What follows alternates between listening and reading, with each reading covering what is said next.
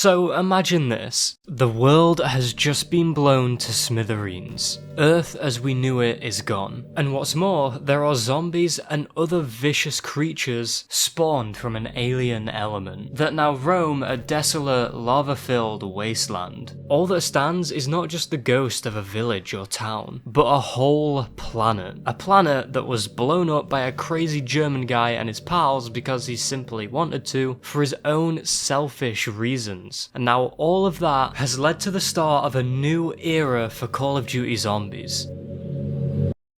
A new kind of horror.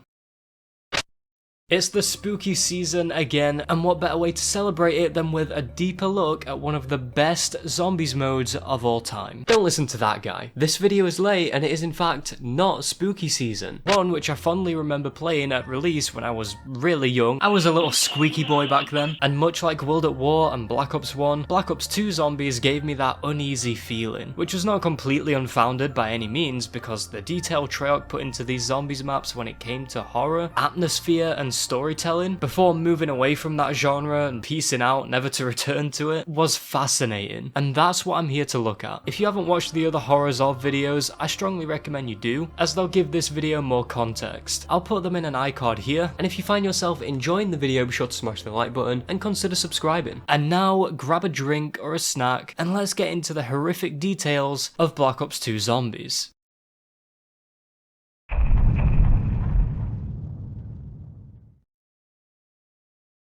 You know something? I love a good main menu in video games, and in the case of horror, a main menu that can really take you by surprise and completely pull you out of your comfort zone, further immersing you in the experience you're about to get yourself into. Of course, I'm talking about Black Ops 1's main menu. It's perfection. And although the menu for Black Ops 2 doesn't terrify me, it does do a really good job of setting the scene before even going into a map, much like the game before it. The world is in bits and pieces after it got blown up from Moon. This is pretty standard COD zombie stuff, don't worry about it. Now, all that remains is what is referred to as the Broken Earth, with chunks of it missing and floating away, and the map geography being snuffed out by ash and fog. What makes this especially interesting to me though is not only the chaotic yet oddly entrancing view of Earth from this distance, but the fact that when going to pick a map, it will zoom in and actually let you interact with and spin the globe in order to access the different maps on the game, all of which are scattered apart from one another in different countries around the world. This shows you roughly where you'll be, and even gives you an overhead shot of the map when you press on one too. I like this a lot more than I ever realized. It's cool that it shows you the destruction that the wrath of those rockets ensued at each place, making you look at whatever rundown or horrific location you're going to be diving into. You're telling me that is Africa? I can't even tell because the world was deformed that badly. It shines so much emphasis on the world being destroyed by making you actively look around the globe to find locations. It becomes very clear that everywhere was affected and not a semblance of life or nature or any normality to be seen. All of this is accompanied with the eternally bopping track Damned 100 AE. I have no idea who put the 100 AE at the end, but we'll roll with it. The music is the same as Damned from Black Ops 1, but a little different, something which would become a theme in Zombies for many years to come. This version of the song seems to have a cosmic, apocalyptic, almost cluttered type of feel, with more beats and notes attached that give off that retro, spacey feel, along with some sort of rabbit hole being explored or a mystery being unraveled. It puts your head in that type of space, and this is great for what the story of Black Ops 2 Zombies is and the horrors that it holds, and it does all of this whilst still having that creepy vibe that the original Damned used that's used in the first Black Ops. This isn't the type of drop a brick in your pants immediately menu that I think 1 was going for.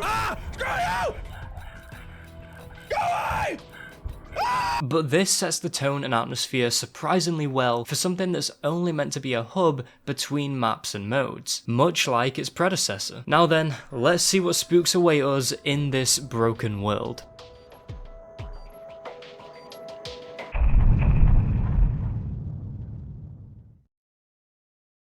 Taking place after the events of Moon, we get to see the aftermath of those traumatizing events that have turned Earth into an unrecognizable, fiery wasteland for the first time. Now, say what you want about Tranzit, my god, it does not feel good to play. game. But what I can say with full certainty about it is that it absolutely nails it in the atmosphere department. Set in a town in Washington, this map is pretty big, which is fitting for a wasteland type of area. It's most likely the first map people will play and maybe be the only map they ever own if they don't buy any DLC when picking up a copy of this game. So some sort of introduction or flashy cinematic would probably be a good idea to kick things off and leave a good first impression, and at least make the map seem like it's going to be a good experience. And yet, there is no cutscene when you start the map. No dialogue or anything. Just a loading screen that shows a close-up of a tattered advertisement card for the bus depot, one with civilization and life. A smiling new bus driver, that's wholesome. And all around nice, bright scenery. But that's all this is. An advertisement card. Not anything close to how Green Run looks now. The world around the postcard is dingy, destroyed, apocalyptic, and a far cry from the paradise shown. The irony is put right in front of our eyes, with the warm, inviting card being covered in dirt, broken glass, and literal blood. There's even bullet casing next to it too, and you can tell there has been bloodshed here. Cracked, jagged tiles of a floor surround the card that I can only imagine leads outwards for miles into a decrepit, charred fallout. And with Tranzit, that's what will await you. It says greetings, as though you're supposed to want to visit this place, and in the right timeline where none of this ever happened, you might. A familiar melody plays over all of this, something that you might have never heard before, or something you might have heard a million times. But this music, it sounds nostalgic. It sounds so retro, so reminiscent of better days, but not better days ahead, just ones before. It starts to give you a warm feeling, but then the radio it's playing from crackles, pops, jitters, and sparks, and the music is drowned out, taken away from you, with the theme of the image in front of you. Whilst the radio is malfunctioning, the sound of what appears to be a zombie creature enters your ears, as you can hear the screech echo through the wasteland.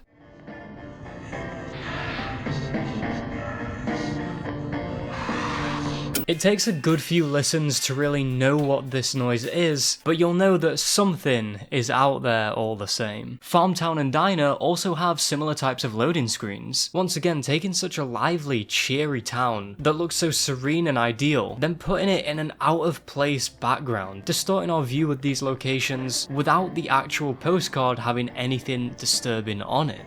All that's there is a reminder of what Green Run was.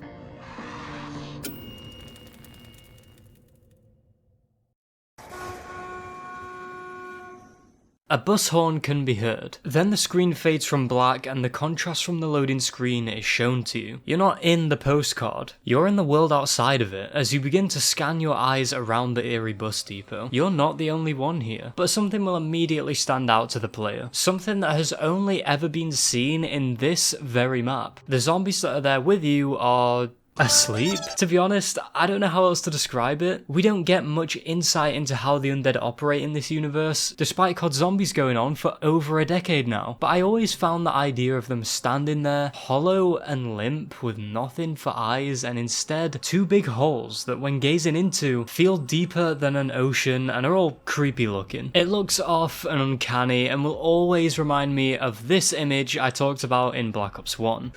The sleeping zombies stay like this until they're awoken by something, whether that be a loud noise like a gunshot, or they can hear their next meal trying to sneak around to catch the next bus. If provoked, the zombies wake up with a loud wail. Eyes are bright blue to show Richtofen is in fact now in control, and so the fun begins. The bus depot looks so ruined, with panels falling off the roof, lights barely working, and the place that was once so refined and clean looking is now worn and torn. It's so damaged to the point where it's really hard to believe anyone casually went in and out of this place. And that goes for every location in this map. Outside, pools of lava sit bubbling and popping, forming a connective grid of flames, and this time we aren't just seeing them from a distance like in the main menu, so watch your feet. This lava around the map also hides within the claustrophobically thick fog, which forms this huge barrier in the darkness, when there's no light to clear it like the bus depot you find yourself in. Not really sure if that counts as lucky in a situation like like this. A part of the visual ambience that will immediately hit you in the face are the little ashes and embers that float gently around the fog and throughout the rest of the map, and these end up serving as the weather of this netherworld, the snowflakes of this apocalypse. The ambient sounds for this map are insane. Each location has its own ambience tracks, with the bus depot here being nothing but the strong humming of the struggling lights that used to say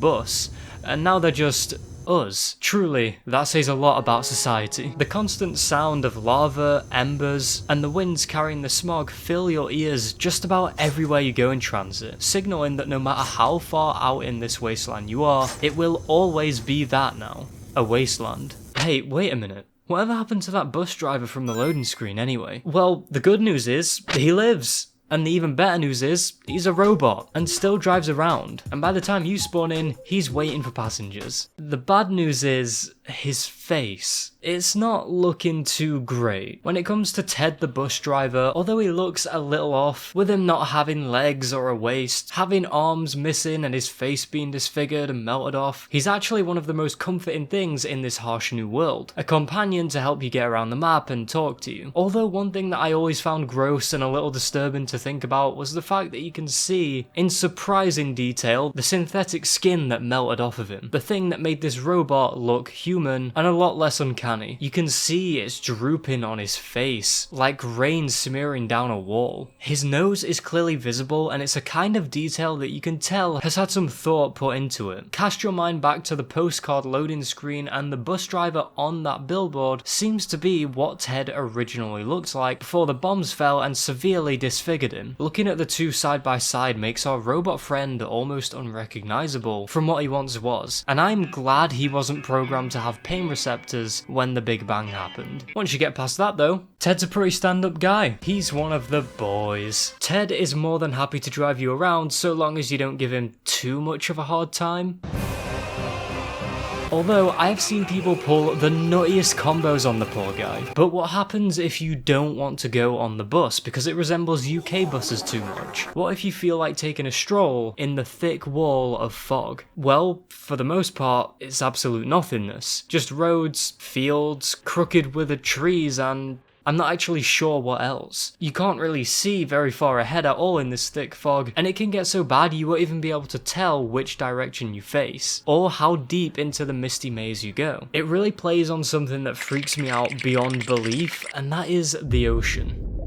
Wait, it will make sense soon. Whilst the large ocean has absolutely nothing to do with what we see in Transit, I feel like there's a comparison to be made about what can make the ocean scary and something like these enormous bodies of dense fog like we see here. One thing about the ocean that scares me is the feeling of being in this giant body of water, not knowing which way is the right way, which way is up, down, anything, with your vision not being much aid as it's only limited to about as far as your arm can reach. The fog in Transit carries a similar feeling with it. The idea of floating around in this seemingly endless, huge body of nothingness, waiting like a sitting duck, completely out of your comfort zone, where anything can jump out at you, whilst you're getting more disorientated as the seconds tick on. It's why this planet in the Outer Wilds makes me want to play the game blindfolded and hopefully stumble back and fall out of my window. It puts me so on edge. Not being able to see very far in front of you, losing a core part of your senses as a human, in an environment like the ocean or anywhere, just makes my mind anticipate something that could jump out at any second, emerge through the fog. When I was way younger as a kid playing this and I was lost in the fog completely before I even knew my way around it, that was panic inducing because it cut off not only your sight but also your sense of direction, meaning that stumbling into lava was only a few wrong steps away, or having a zombie sneak up on you was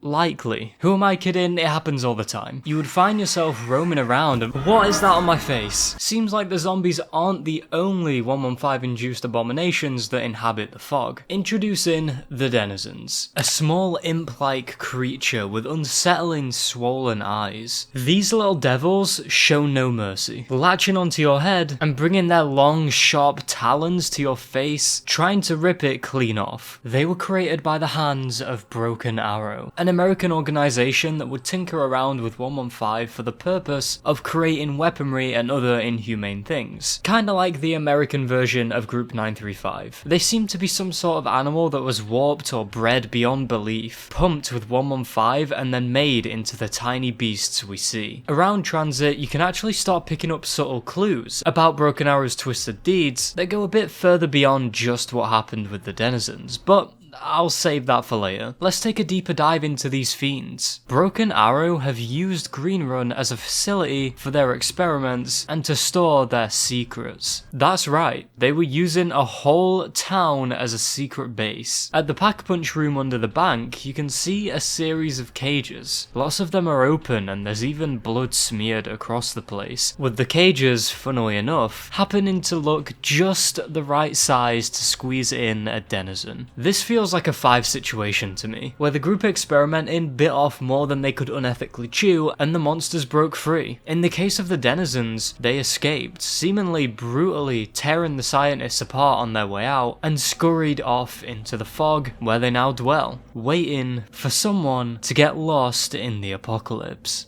Let's take a look at the new characters here. Love them or hate them, and believe me, I know a lot of people hate them. This group of ragtag survivors named Victus have one of the most tragic stories to tell in the COD Zombies universe. Sure, it's not as heavy hitting as this. I see myself at peace, serene, sitting beneath a cherry blossom tree. But I do think it's a very tragic tale all the same. This group of survivors are just that. Survivors. They aren't special, they're just lucky. And were in the wrong place at the wrong time. And that is where their story starts in Tranzit. They are trying to survive a brutal new age of Earth, as they get shoved down a rabbit hole of selfishness, greed, and chaos. We're seeing these events unfold from civilians' perspectives, and it makes for a refreshing change, and shifts the focus of the zombie threat to a new outlook. Whilst playing Tranzit, you'll find yourself travelling through a bus route that is going to take you a few places. It's important to note that all said locations have a distinct feel within the larger aesthetic of the Broken Earth, something that lets Tranzit be even more flexible with its subtle scares. The diner is a place that, once again, you can really imagine how this was, at one point, a real place within the universe, and was used on a regular basis, but once again, it isn't the same. Despite the apocalypse, the diner still has its signature neon lights, that definitely don't spell any ominous words at all. Inside the diner itself, there is, unsurprisingly, a lot of damage that was inflicted upon the place. It's actually a surprise these areas still stand. Much like the bus depot, diner is very distinct with its bright neon lights, but the ambient noise is what really sets this apart. The lights buzz like they should have wings, and inside the diner, sparks can be heard from a radio, as a familiar rhythm starts to fade in.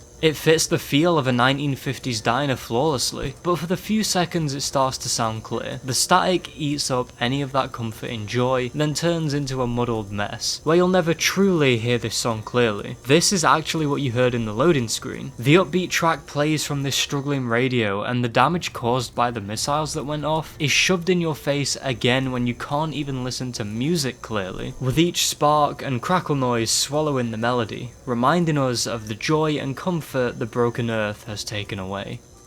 There's a farm you can go to as well, just called Farm. If you can't tell, Treyarch thought really hard about the names of these locations. The first thing you'll notice about Farm that would always make me uneasy is that there's next to no actual lighting or any sense of movement, colour or vibrancy. And although you could say that for the other two locations, there is at least something there that it left behind, whereas on this farm it's mostly still. Just a few dingy light bulbs that bring some brightness to the place, but it's nothing on the scale of the depot, diner, town or the power station. The barn in particular was always an intense experience, especially on higher rounds, as walking in and out of there would force you to squeeze through narrow gaps where zombies can flood this place up very quickly, made from the large crates stacked up in the way, clearly made to get you in sticky situations. Whilst listening to the usual fiery ambience, at Farm there are actually wolves that can be heard howling in the very distance.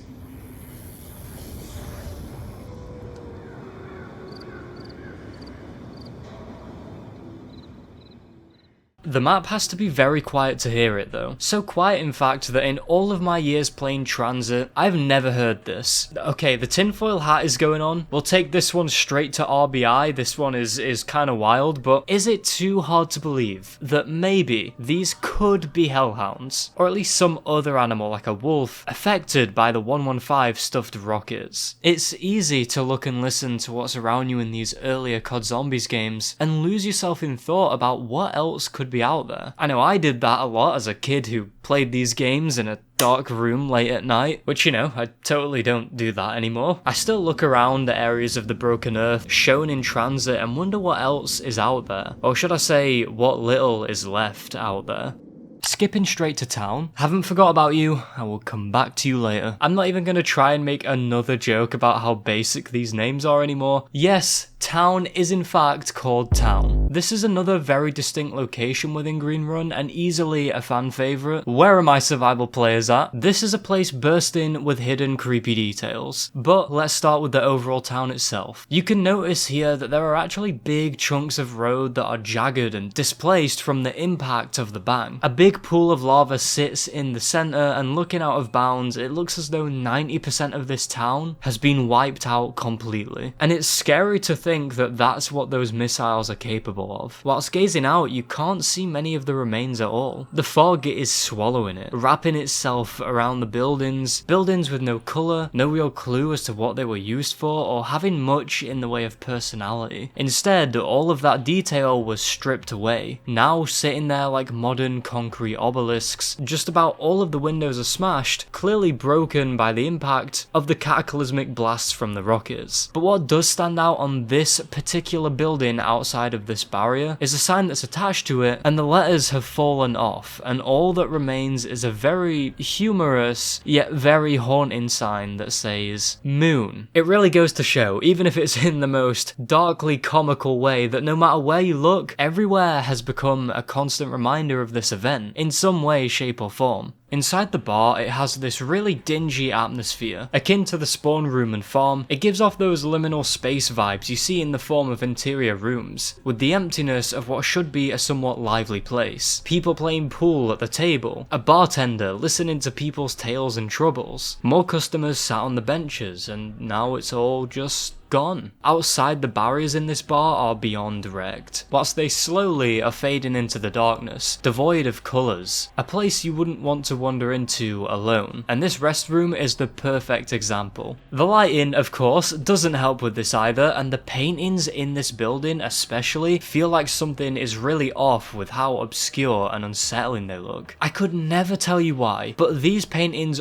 always evoked an unsettled response from me. The type where you're seeing something strange and your mind just doesn't know what feeling to really give you. So it resorts to make you a little freaked out. When you actually take the time to look at these very real paintings, may I add, you start realizing how sinister they look and feel. The aura that they give off. Did these weird people out, or is this just one of those things where you'll probably all think I'm crazy? I mean, listen, I was younger at the time, but even today, there is just something about them. I guess it feels like they just shouldn't be in the middle of this humble bar. I mentioned earlier that these paintings are real, and that's not a lie. I found out recently that one of them is from the Bible, which I covered in my Tranzit iceberg, but the others which I didn't know, the ones we see in Tranzit were actually cropped out of a much larger painting. The artist that made this thing was called Boschk. I really hope that's how it's pronounced. Boschk, we're going for it. And it depicts hell, a world where humans fell for their selfish desires and temptations,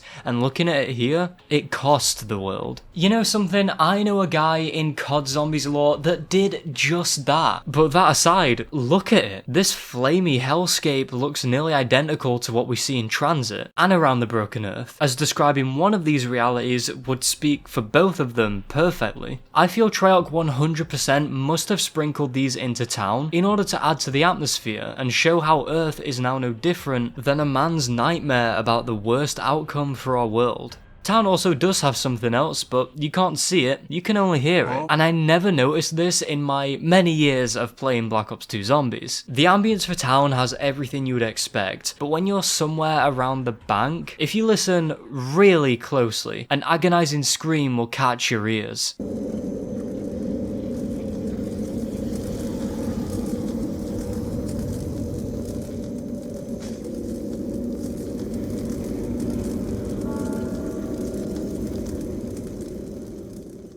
absolute nightmare fuel. I've never heard those before up until recently, and I've gotta say, it got under my skin. Those ones really made the bowels shake. These screams don't sound necessarily paranormal to me, they sound fairly far out, and are the desperate wail of a person who is squirming for their life. Or maybe the life is slipping out of their body. They don't just sound in pain, they sound like something has inflicted an unfathomable amount of pain on them, and are using their last breaths to project their agony. Seriously, how did Treyarch record those noises? Someone's got a spill here. How did they record these noises? They sound too real. What I like about this detail is usually in all of the other maps we've covered, screams or bangs or any noises that indicate someone is there or something are always within the map or never too far from it. Like just outside of the building you're in, or round the corner of a barrier that you just can't quite get to. But this...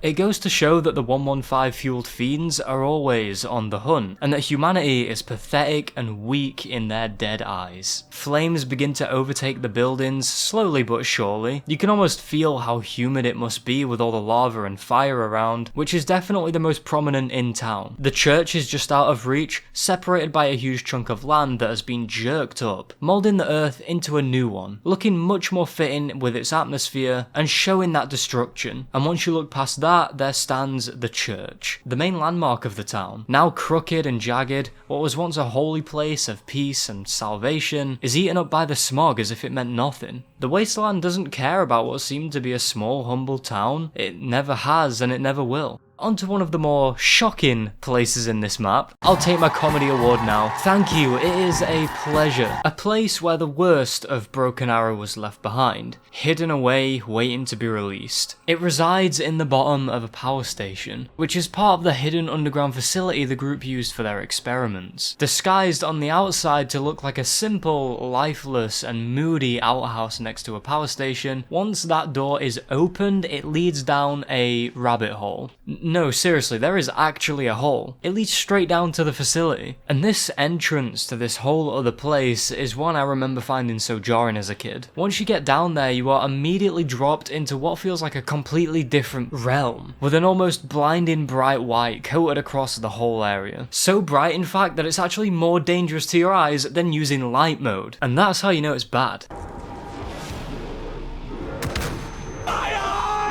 This space feels so empty, and yes, I'm gonna say it again, so liminal, and you'll notice that's kind of an ongoing thing for Tranzit here. There's no cohesion to this room, nothing in here that makes any sense, but it's almost hard to make out what this place really is supposed to be, and leads to an uneasy feeling, not quite knowing where you are or why you're there. The only thing here that makes some sense are these crates, and even then, why is there a ramp there? And then this huge drop that looks like the place Darth Maul fell down. In some spaces of the facility, there are parts that are spread around for you to collect and build, which becomes pretty obvious that this is where the power is turned on. They're just your usual pieces that you would always see on the power switch, including the hand that has already been brutally severed from a guy's arm whilst trying to turn it on. It's a gross and very small detail that adds to everything going on around you, and the overarching horror of the map. Once the power is built and the switch is flipped, usually players would expect things to go smoothly from there on out. But Tranzit is a map that likes taking you out of that normal, comforting routine we were all accustomed to with the games before it. This time, things go downhill from here. A flash of electric beams up from the center of the room, and then something begins to slowly rise. And it's not someone simping over Misty's polygons. One of the best and creepiest reveals we've had in zombies yet. The anomaly known as the Avogadro surfaces, violently shaking and jittering in an unpredictable struggle that looks uncanny. When you observe it, you'll quickly notice that it doesn't look like a human, but it doesn't look like a zombie either. It looks dangerous though, that's for sure. Electric oozes around him, and all that can be seen on him that looks remotely human is the brain for a head, and the pair of arms and legs he has. You probably won't be able to tell what the Avogadro really is for a while, making him seem a lot more threatening. Before you can get a good enough look at him, just like that, he vanishes, and the electric storm settles.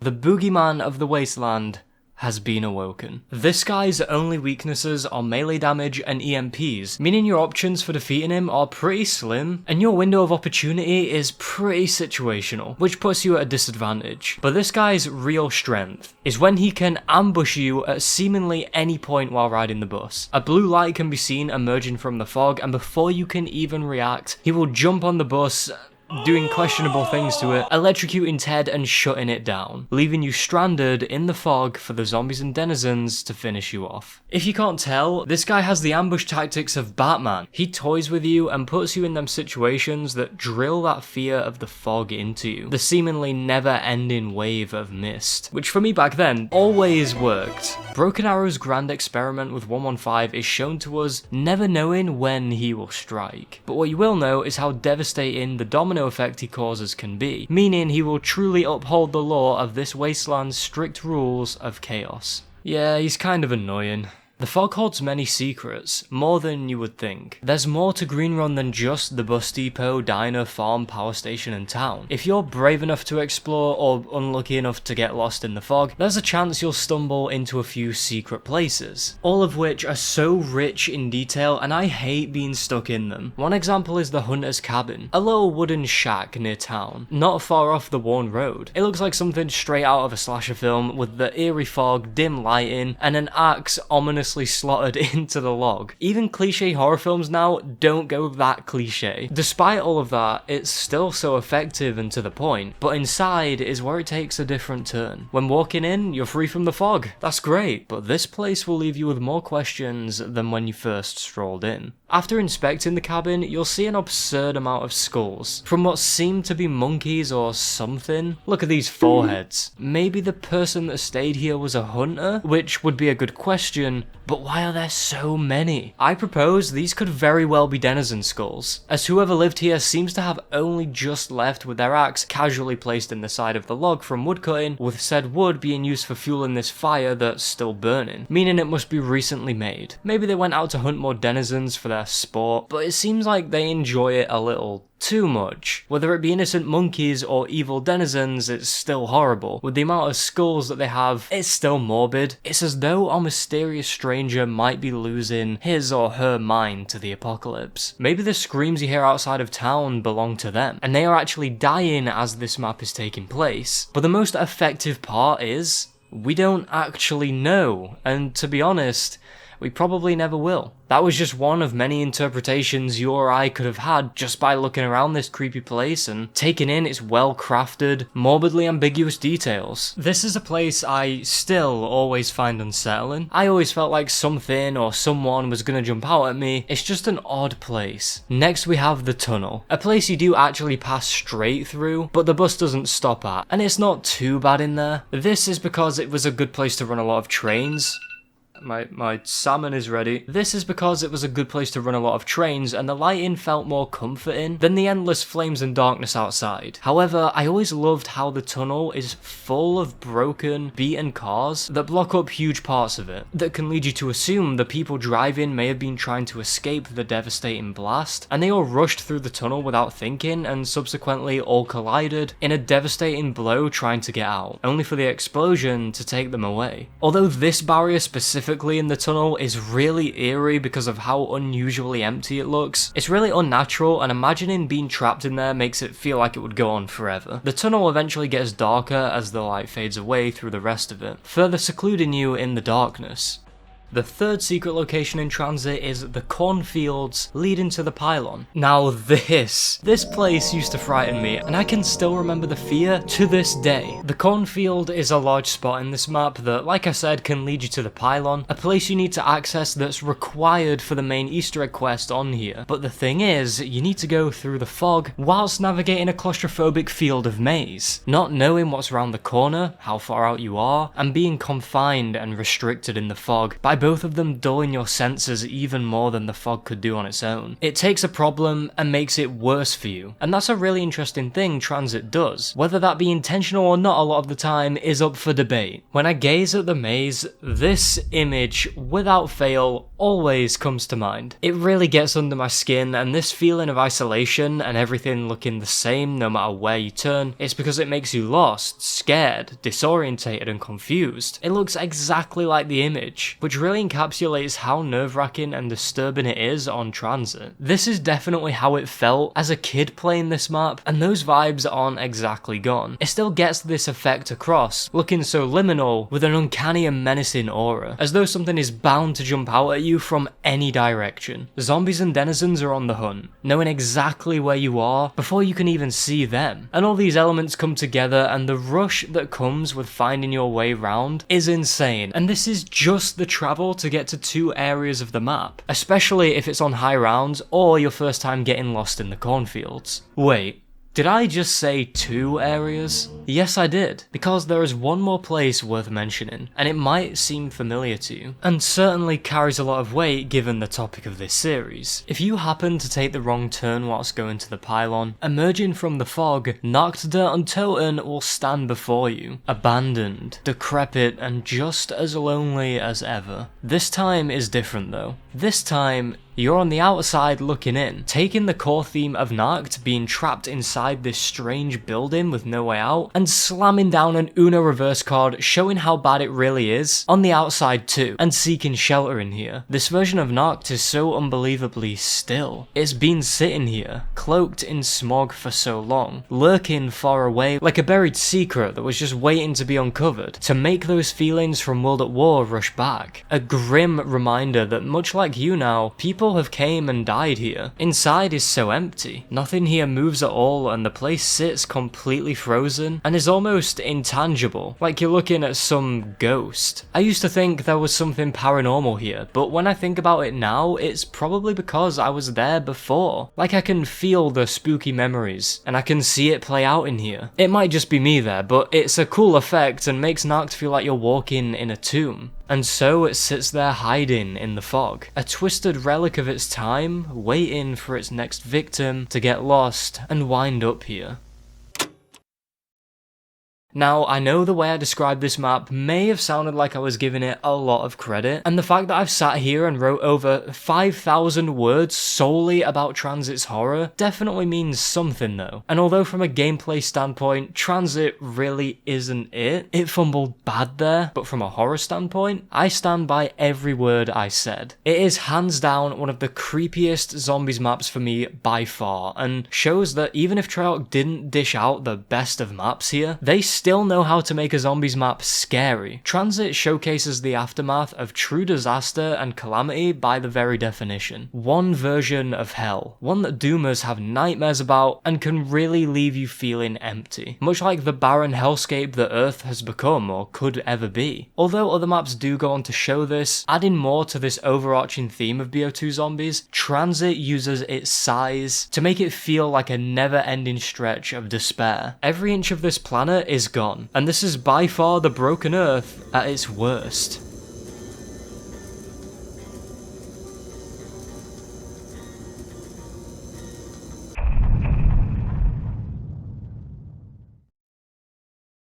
Released as what seems to be a small little bonus map by Treyarch, our strange yet divine looking beloved multiplayer map returns to us in a way many of us wanted. As a playable zombies map, what to most might seem like just a difficult challenge map to not really give the time of day to, Nuketown always felt so unique in the way it showed its horrors to me. The multiplayer version of Nuketown felt creepy to play in alone in some aspects, something that I've mentioned before and I completely stand by. Being in such a happy place, I use that term loosely, being completely alone already feels odd. Everything is so still. But then realizing you are in the middle of freaking nowhere starts to make this feel really surreal. This feeling was subtle but apparent, and Treyarch decided to flip this on its head and say, you want this place to embrace the creepiness? Fine. And what they cooked up for something that only needed to be a slight adjustment of a map that was already made for them, turned into a very environmentally rich horror era zombie Zombies map that told its story in a real interesting way. Looking at the loading screen, it is immediately shown to us in this iconic Zombies comic strip that Nuketown was being used as a secret base by Broken Arrow, except something bad happened. Nuketown got Nuketown.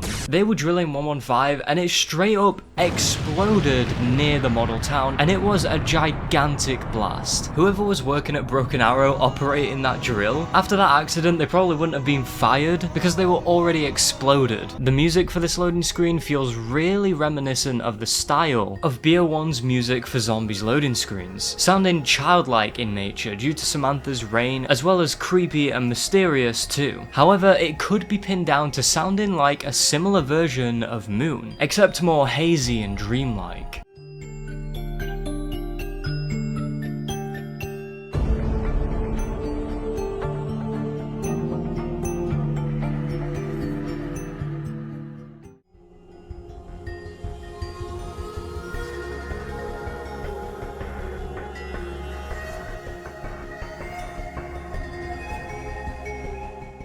These notes in COD Zombies end up acting like a leitmotif, and as a guy that doesn't study music at all, I'm gonna tell you what this means. It's something that in music is where certain sounds or a song is associated with a certain person. In this case, those chimes end up being a reminder of Samantha, and that to me feels like it was completely intentional and very important for later. When the loading screen music ends, a storm can be heard and Samantha lets out her creepiest giggle yet.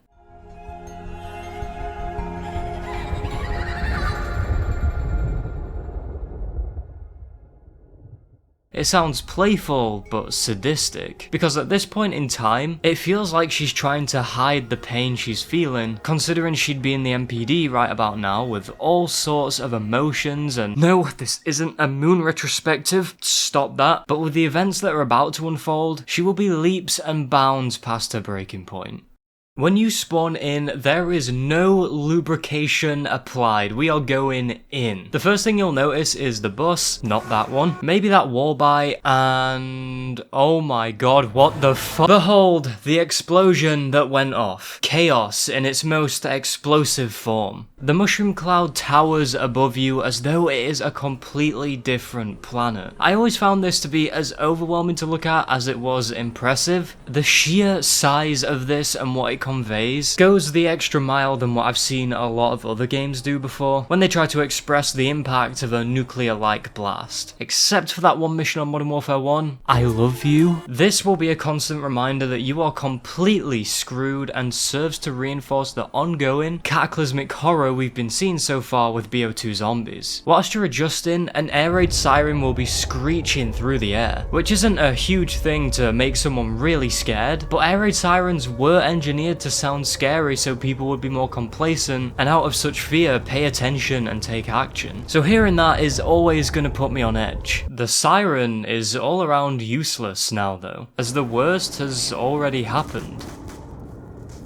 Or has it? The scene is already set immediately, and a nice touch I've always liked is how on the map selection menu, Nuketown looks truly desolate and isolated from everything, like a little pebble floating in an ocean. You can even see how big the crater from the blast is too, which is a nice touch in showing scale. Around the Mushroom of Death, the dull sky is filled by dark clouds, with a vicious storm that makes its presence known. The lightning strikes with no mercy, and outside of the map you can see these fire tornadoes that I recently learned were called fire devils, which sounds so cool. They patrol the outskirts of the map with the sounds of large gusts of wind. All of this sporadic weather comes together to become a very chaotic atmosphere to slay zombies in. Considering Broken Arrow, and I just need to say this real quick, I can't believe they're back at it again. We're drilling element 115. After the explosion, it seems to have spread up into the atmosphere, contrasting the orange flames from the nuclear explosion with green fumes that look pretty but are certainly deadly, which makes you wonder what happens if the CIA lads you play as breathe in too much of the stuff. This 115 can be seen in different parts of the map, like a plague spreading. Puddles of it seep through roofs and spread out across the floor, dripping and glowing, with cockroaches investigating this element of death. It starts acting as the blood of the map, but not human blood. This is what the apocalypse apocalypse bleeds. Its life source. It illuminates this dark kitchen and it ruins what was once supposed to be a place that was dreamlike or nostalgic in nature. And I love that contrast. It always made me feel that bit more uncomfortable staring into these rooms because of the foreboding puddles of 115 and marks everywhere. It's just inescapable and feels like you are at one of the sources of the problem, being in the wrong place at the wrong time for this whole thing to happen. Perks in the map will occasionally crash down from the explosion, shaking the ground and only just missing you sometimes. Or if you are unlucky and walk past a landing point at just the wrong time, or if you're watching this happen to your friend, it's totally the right time, you will get flattened by one of these giant 1950s era vending machines landing on your head from the sky like something out of Tom and Jerry. So not only are the zombies and the 115 leaks bad enough, but now you've got to worry about stuff like that. These moments are rare, but when it does happen, you'll jump right out of your Cold War zombie socks so high, your head will hit the roof. The impact, the fire surrounding it as the machine falls, it's like a meteor shooting down. Nothing overly scary, but a good way to keep players on edge and somehow proving that what can kill you can make you stronger, as long as it doesn't bonk you on the head. When I said earlier that this was basically like a nuke that went off, the damage from it shows. It went from this to this. The zombies are charred, looking extremely disfigured or burnt to a crisp, and cooked completely. Hey, Stuhlinger, chill. This man is salivating right now. Don't get me salivating and fantasizing about things. It's really hard to imagine the actual pain of what happened to these people, and it gives a really subtle hint that they were actually cooked before they were turned into a flesh-eating monster. Their skin is burnt black like coal, bubbling from the heat with a gross looking red and yellow colour, blistered all over. It looks so painful I physically can't comprehend it. I just know that it could hurt more than me or you could ever conceive. They look like jelly that got put in a microwave for 5 minutes straight. It's not only the zombies that got scorched, but the whole place is full of flames and embers. The two houses have had their signature colours burnt off and are starting to collapse too, further showing the destruction. Nuketown is mostly well known though, or at least to me anyway, for its mannequins. Stop right there, criminal scum. Yes, they're back, and looking even more uncanny by being burnt, becoming nearly unrecognisable hollow vessels that sit there and stare at the chaos happening in front of them. And although they are lifeless and creepy, they look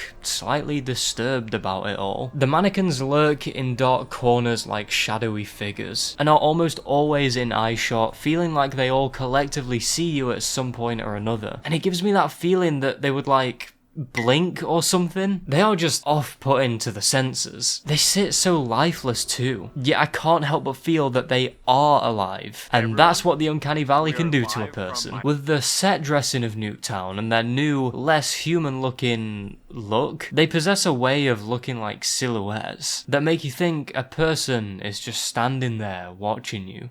Zombies players, casual or hardcore, were very aware at this point that whatever colour the zombies' eyes were signified what omnipotent being was in control of them. Yeah, this happens more often than you would think, so there are indeed different colours to show which one actually is. As you're playing through your match of Nuketown, you'll most likely not be paying too much attention to this, especially considering it's easier to just blank off at the later rounds. Simply seeing that the eyes are yellow, hearing Samantha chuckle at the loading screen, and noticing she is the announcer.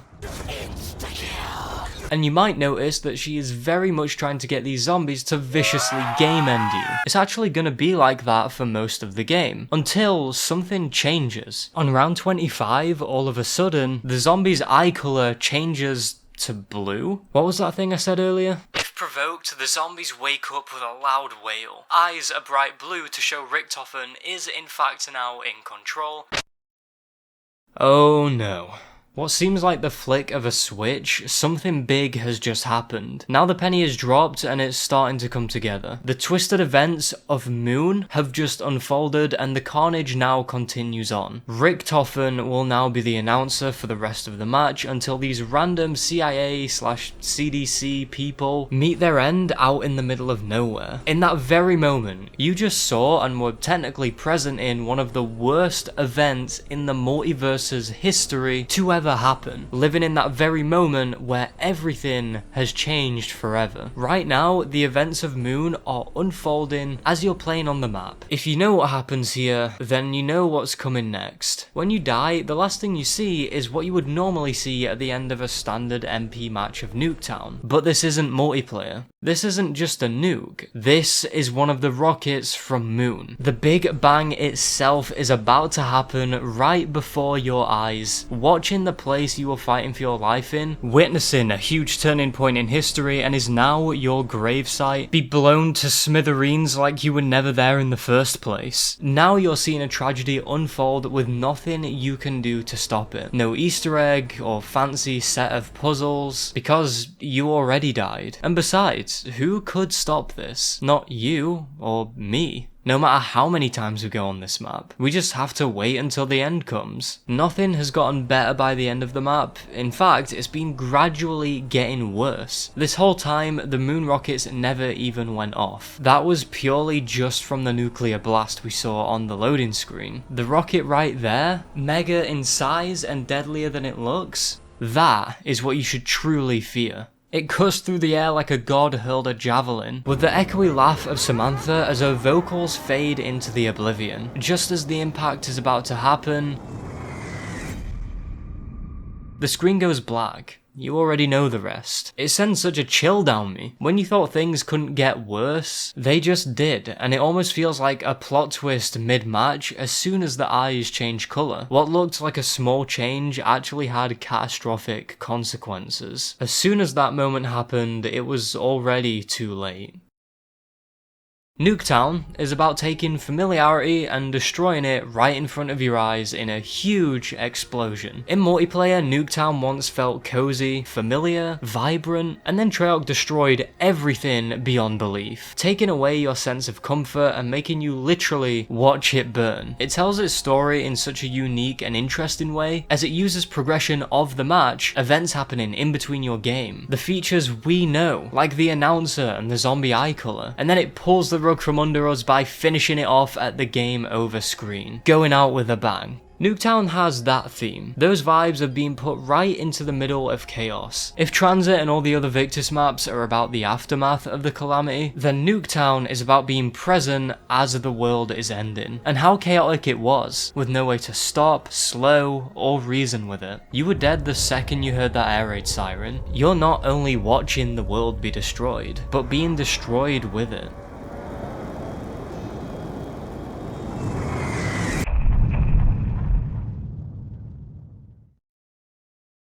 Has someone put their VPN on because now we're in China? Okay then, but how did we get here? Richtofen threw us across the world using space magic. I promise you, I'm not high. But dire eyes, it is very high. Standing tall as the most vertical map we've ever seen in Zombies to date, this map makes itself very distinct from every other one, from all other iterations of the mode. It wears its concept on its sleeve, and it's weirdly proud of it. Before this becomes a full map retrospective though, let's focus on the horror. Let's start at the very start. The opening cutscene is great, and I don't think it's appreciated enough. Although a tad bit confusing, which I guess was kind of the point, I don't know. We see an incredible shot of the shattered planet that was once ours, Earth as we knew it. Up here though, the sky is more vibrant, but the Earth is struggling to even stay together. With some more time passing from Tranzit and the Earth begins to break off, showing how at this point, this planet feels like nothing more than just some rocks floating around in space close together. Although it looks nice, it actually becomes more haunting to think about. We can hear Richtofen and Stuhlinger talking about their next steps forward, with an intense metal bending sound, and Richtofen's voice is completely unrecognizable, sounding really chilling. These come together to convey that things are off and confusing, with Richtofen's voice being difficult to make out as even a human voice, and the rumbling of the metal noises making those sweet fight or flight sensors go off. It's an overwhelming noise to hear. Why me? Travel where? Don't you get it? There's nothing left! Oh, how did you... Richtofen reveals to Stuhlinger that he's gonna tell the rest of the group about something called the flesh if he doesn't do what he says, as it then cuts to what appears to be him munching on some meat that gives off the same look as eating a budget British meal. Stuhlinger is scared. He does not want Richtofen to tell the others about whatever this is. As it turns out, the flesh is a group of survivors in this apocalypse that eat zombie flesh to stay alive. And this is a group that Stuhlinger was a part of. Looking back at that image makes it even more disturbing knowing the context. This was him eating part of one of those things, which is why he can hear Richtofen speaking to him in the first place. In a way, he's consumed enough zombie to the point where he has a bit of Richtofen's ethereal presence inside of him. Zombies then begin swarming the area, and Russman pulls out a "Get down, Mr. President!" maneuver, getting a chunky chunk ripped out of him and dying. Misty and Marlton come up to save Stu as an overwhelming horde of the undead begin to close in. Eventually though, they are swarmed and killed by the brainless, but just before they lose, you can hear, "Accept your fate, begin anew." Accept your fate. Begin anew. We're going down! We're going down fighting! No! And that's when our crew are brought back into the carnage, forced to start over and relive the pain of constantly being ripped apart or falling from the top of a skyscraper, or maybe much worse. They are caught in a famous COD zombie cycle, and this time, we saw it play out. Richtofen is using his power to make them do this again and again, no matter what. When you first spawn into Die Rise, if it wasn't obvious enough from the intro, you'll see that you are, in fact, atop a huge, destroyed Chinese skyscraper, gazing up at a serene yet fractured sky. Looking at it reflects that shot from the intro. Although it's scary to stare into for too long, it really shows off the beauty of the broken world. It feels like a completely different type of sky, and much like Tranzit, the moon stares down at you yet again. Even asteroids fly overhead, which is terrifying when you realize they could easily be hitting what's left of Earth, ruining it even more, and maybe even killing someone that's super unlucky. Ancient Chinese architecture that once stood tall and refined is now mostly reduced to rubble and debris. What was once supposed to be elegant and majestic looking is now ravaged and tainted by the touch of the rockets, and the new world has been made. A lot of the architecture and rooms around this map have been damaged in some way, and given that messy, ruined wasteland makeover, along with pools of deep red blood running like spilled paint all along the place, they're details that are hard to miss. Blood smeared on the opaque wallpaper, leading into darkness, presumably going on for many more corridors. Someone here desperately tried to break windows to evade the undead, but they were obviously unsuccessful, and it looks like it caused them a great deal of pain. Behind this barrier at the top of the roof shows the red essence smudged all around the corners, as presumably someone who was wounded tried to get to safety in a dying struggle, and collapsed onto the wall, staining it with their handprints. They then turned the corner and finally fell down onto the cold floor and never got back up. Unless of course they became a zombie, or maybe even eaten. All you can do though is look over this carnage that unfolded and draw your own conclusions, as even small details such as barriers tell a story. The elevator shafts of all things are drenched with the vital fluid of those who may have tried to escape by climbing through, only to be savagely crushed in between the wall and the elevator itself. A fate that can happen to you here if you aren't careful. Seeing such a fancy place like this, that was once pristine now glazed in blood, will never stop being chilling. They contrast one another so well, and it makes it seem like things are really off. It looks too nice to be so much as grazed, let alone destroyed. And even these enormous buildings like we play in on the map are still affected by the Big Bang. One of them is even inverted on itself. Like, can someone explain how that actually happened? Seeing these buildings be in such disrepair is a really weird sight to see. So misshapen and jagged, it always felt like it was closing in on me whilst going through the corridors and tight rooms that have no consistent flow or structure, like how walking around in a normal building should, and instead is nothing more than just traversing through rubble. I'm really surprised I've spoken this much about Die Rise and not even mentioned its biggest scare though, its unique horror aspect: highs. There's no better way to put it than that. So remember in the Horrors of Black Ops 1 video where I'm talking about Moon and I say how much I don't like space? Well, we've got a similar case here. Although I would say I find space and the ocean way creepier, heights are nightmare fuel too. Being high up can make a person feel many things, especially with those who have a phobia of heights, which, disclaimer I guess, for the rest of this section. I mean, if you're still here, you must be fine, because anyone with bad acrophobia would probably have dropped dead just here in the name of the map. I don't need to tell you this, but skyscrapers scrape the sky. They are insane monoliths, with one having to be at least 150 meters tall, but some reaching nauseating heights of over 600 meters. The tallest in the world currently stands at 828 meters. These are honestly hard to comprehend, but imagining looking down from the edge of one of these pointed beasts can make your gut drop. When you're up there, the fact that huge objects look like mere breadcrumbs, the realization of how high up you actually are and it not feeling normal, and probably the scariest part about heights for me at least, falling. Would you believe it? I would say that is scary enough for most people, that even the experience of it being simulated or dreamed of is enough for someone to soil themselves. Like those dreams where you fall in and wake up in absolute fear, or one which I will throw my hands up and say does happen to me occasionally, is when I fall in a video game. The best example I can give you is Minecraft. Falling from a great height is gut-wrenching. Seeing the ground, knowing that's your doom, because let's face it, you don't have the speedrunner water bucket technique locked down. Losing your stuff is one big reason as well, and also the impact of the fall. Mirror's Edge is another example too. Jumping between those buildings in style until you miscalculate a jump,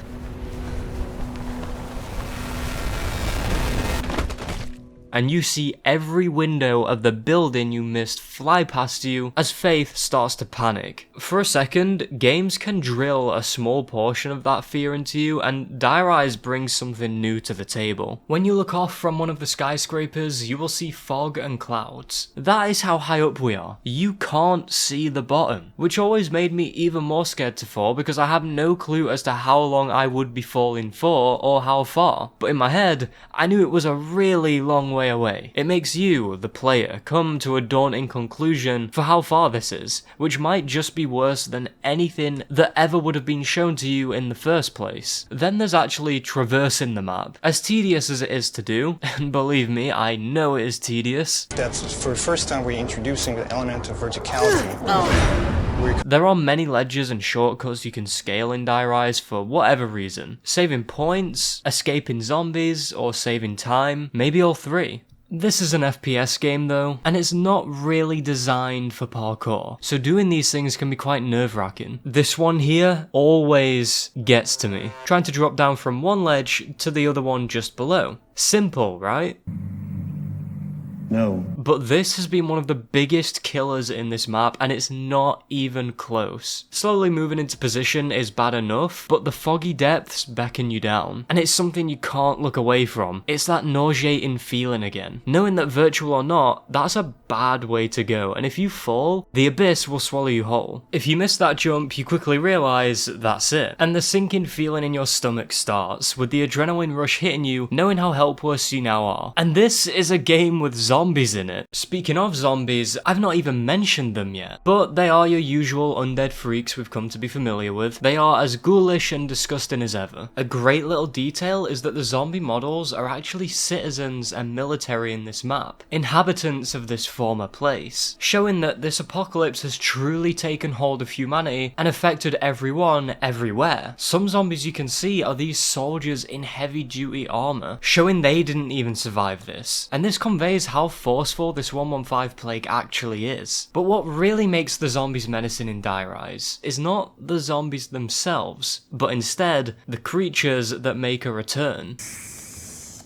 They're back, But something is different. They aren't slow and don't have their butts stuffed with Nova 6 gas. They ooze what seems to be a blue 115 and sporadically jump around the walls and roofs, cutting through the air and darting towards you, gaping mouth first. They look as horrible as always, but what interests me about the jumping jacks is their hands and feet. Unlike the Nova 6 crawlers we've been accustomed to, these ones have webbed hands and feet, which is odd. Assuming these came from the same outbreak as the map 5, maybe these ones actually ended up adapting to their surroundings, evolving and changing slightly like in Evolution. But why the creepy webbed feet? They have to learn to scale the walls and jump from building to building, and make sure that they can land on whatever prey they catch. Which, by the way, it's you. Which does seem to be a real thing. Webbed feet aren't just for underwater, so I'd say this one checks out. I'm gonna call this the Broken Earth Evolution theory. The zombies and creatures alike all have adapted in the Broken Earth as time is passing in order to ensure their survival, which involves being predators. The reason they've evolved so quickly is most likely due to 115, and this explains why the denizens, for example, have giant eyes, to see better through the fog. But whatever the case, these hellish demons didn't just stop in Black Ops 1. They are capable of doing a lot of scary things. Imagine actually seeing something like this leaping towards you. No sense of humanity, just a feral, barbaric creature that has honed teeth capable of biting straight through you, and much, much worse. With how sporadic they are zigzagging around rooms dodging bullets from you, it drills fear and urgency in the player every time they show up, and a big part of that is because of how they traverse around the walls in an almost desperate fashion and pounce whenever and wherever they can try and get you. Any opening they see, any vulnerability you show, any angle they can catch you off guard, that is where they'll strike.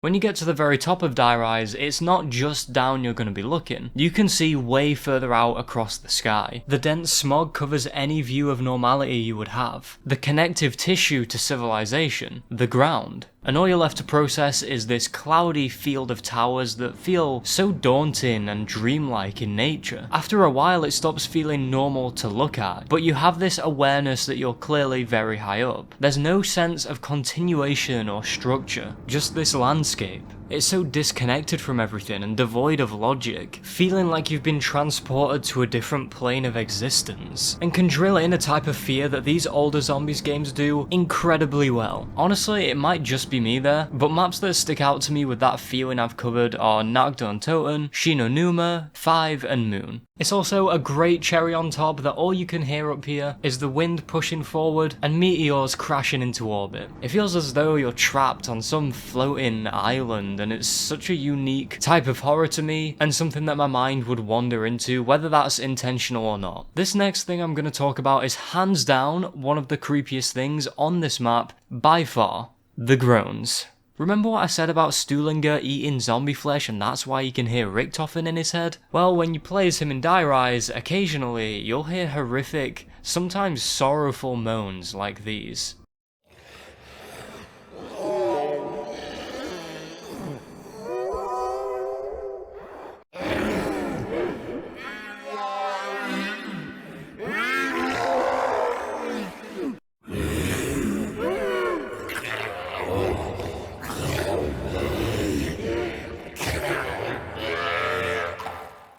There's no other way of putting it. This is a certified brown pants moment. These sound so real. How did Treyarch record these sounds? It's revealed that Stuhlinger can not only hear Richtofen, but zombies as well, and that they do in fact talk or communicate in some way. Here's the same groans again, but with subtitles to show what they're actually saying.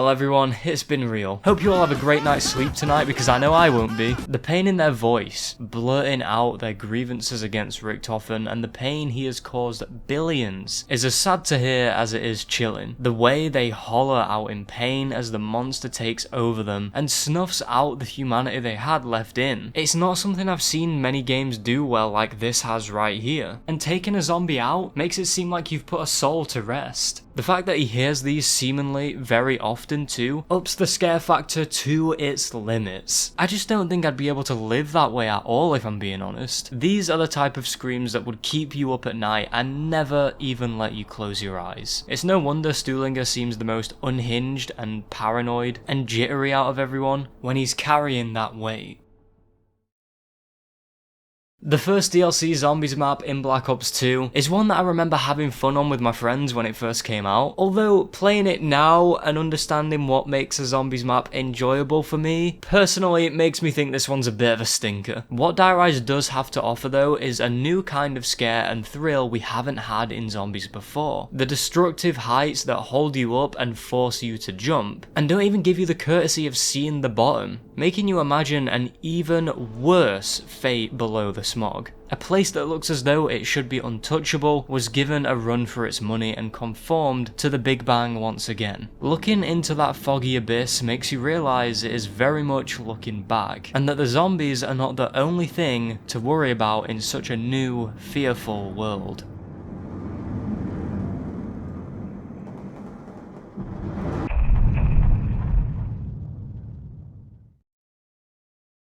So the group chat got leaked and now we're all in the slammer. But not just any prison. No, this is Alcatraz Island, one of the most infamous prisons to ever exist. Built in 1934, this is a very real place near the Golden Gate Bridge on its very own island in San Francisco and was closed in 1963. In those 29 years, it held some of the most notorious prisoners that ever walked the earth, segregating them from society by putting them in this high security prison, surrounded by freezing cold waters. Cold enough for someone to become an iceberg if they dared to try and escape. Yes, I said the word, don't plug the videos, don't plug the videos, don't plug the videos, don't plug the video. And speaking of icebergs, I made some COD Zombies icebergs, so if you're interested in them, you should go and check them out. I'll put them in the description below. I feel it's important to introduce the prison first here because not only is it a real place with an interesting history, but in Mob of the Dead, Alcatraz is just as much of a character as our main crew are. And you'll see this as the section goes on, I'm sure. The map in BO2 seems based on an actual escape attempt that happened in 1962, where 4 prisoners planned out an elaborate escape plan by digging through the prison walls slowly but surely with spoons from the cafeteria, then crawling through the hole, exiting the building and assembling a raft out of supplies from the prison like cement blocks and raincoats, all whilst the paper mache dummies they made of themselves lay in their beds to bamboozle the guards. While starting the escape though, one of the prisoners named Alan West was unable to crawl through his hole due to a metal bar blocking his way out, and the other 3 left him behind and continued on. Their whereabouts are currently unknown as it stands right now, making you wonder if they ever escaped or not.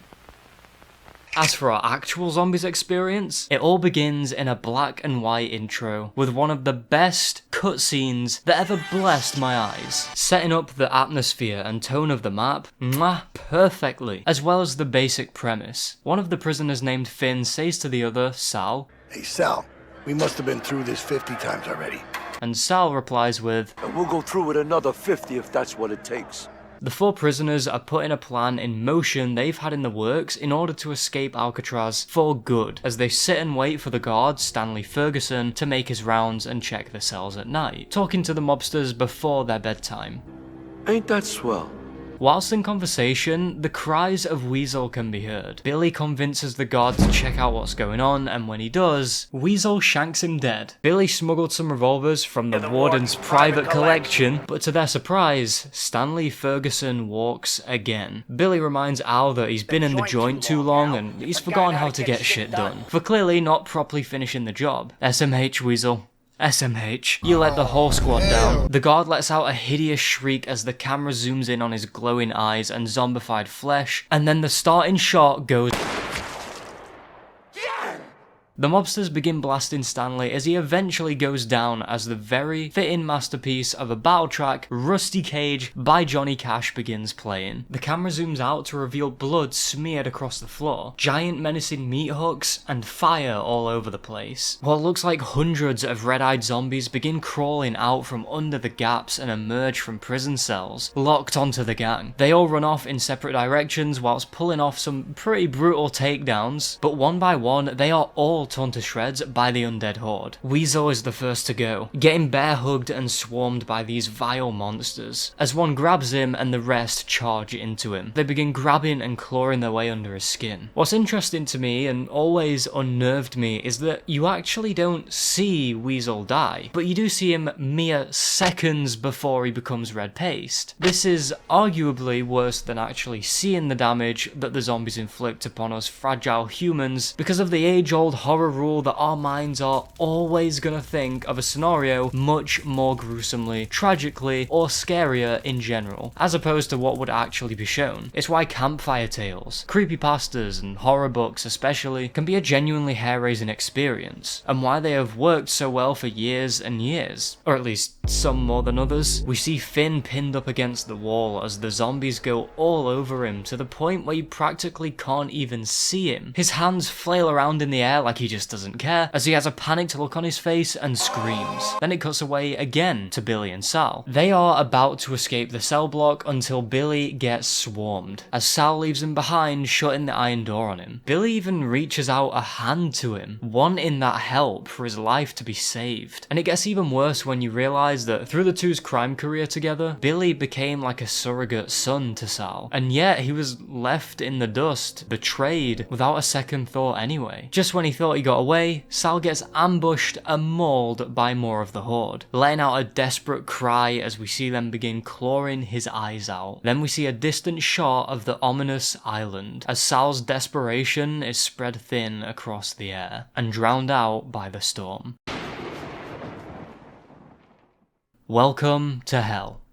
The technique of letting my mind come up with the horror, or more importantly, fill the gap in this case, is something we've seen in other games before. Like The Last of Us death animations, which comes to mind straight away, where it shows you something really graphic about to happen,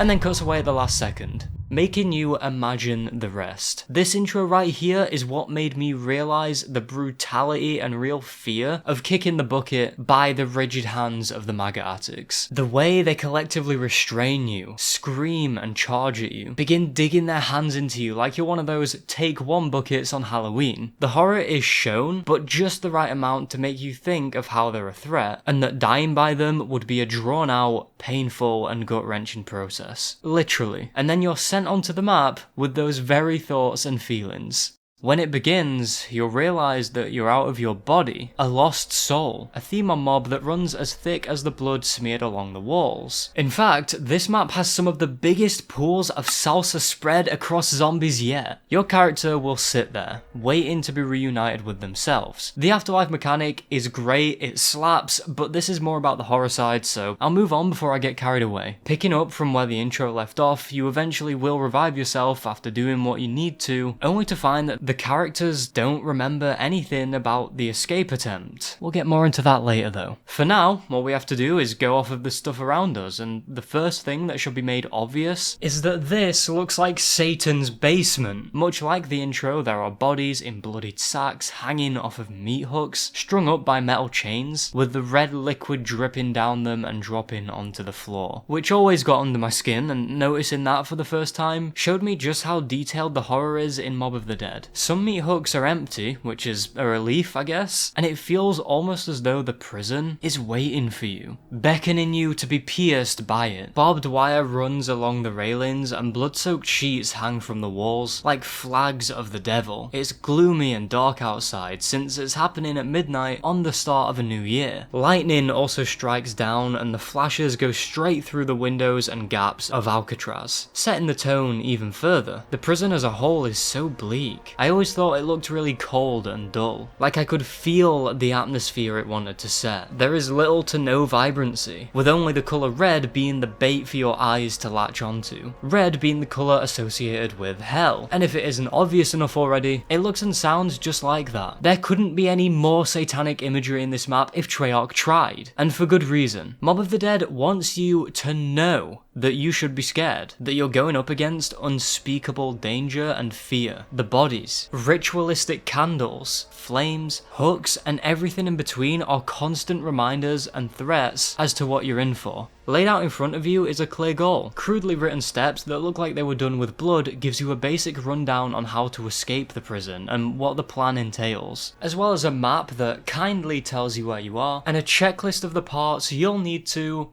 and yeah, I'm about to say this, build a plane and fly out of here to freedom.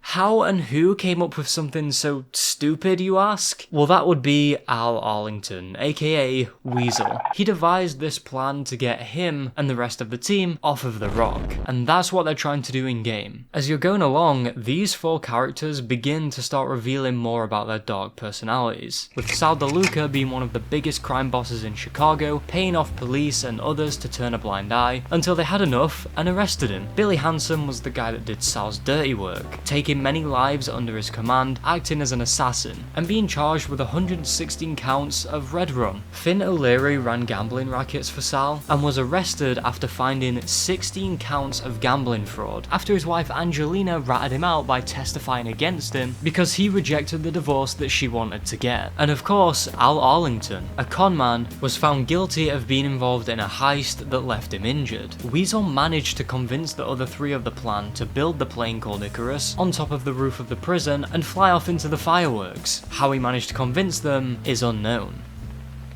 But regardless, you have a plane to build, so you'd best put this plan in motion if you want to get out of here, whilst grabbing the parts for the plane and checking off that list like the dirty Ubisoft gamer you are. More hellish imagery will be uncovered, like these cells you can find that are essentially meat rooms, as I'm gonna call them. Nothing but ketchup, skulls, guts, and feet? Whichever one of you it is, behave. These are little boxes of fear captured into one tiny prison cell, and these all serve as something that is dying for your attention, to keep making you feel freaked out as you traverse around the prison. One of the standouts though is the marking of a hound of some sort. You'll be inspecting it, only to accidentally kill a zombie near it, and out of it, the head of a giant hell beast will burst out of the bloody drawing, with an aura of flames around it, something your eyes could never imagine seeing.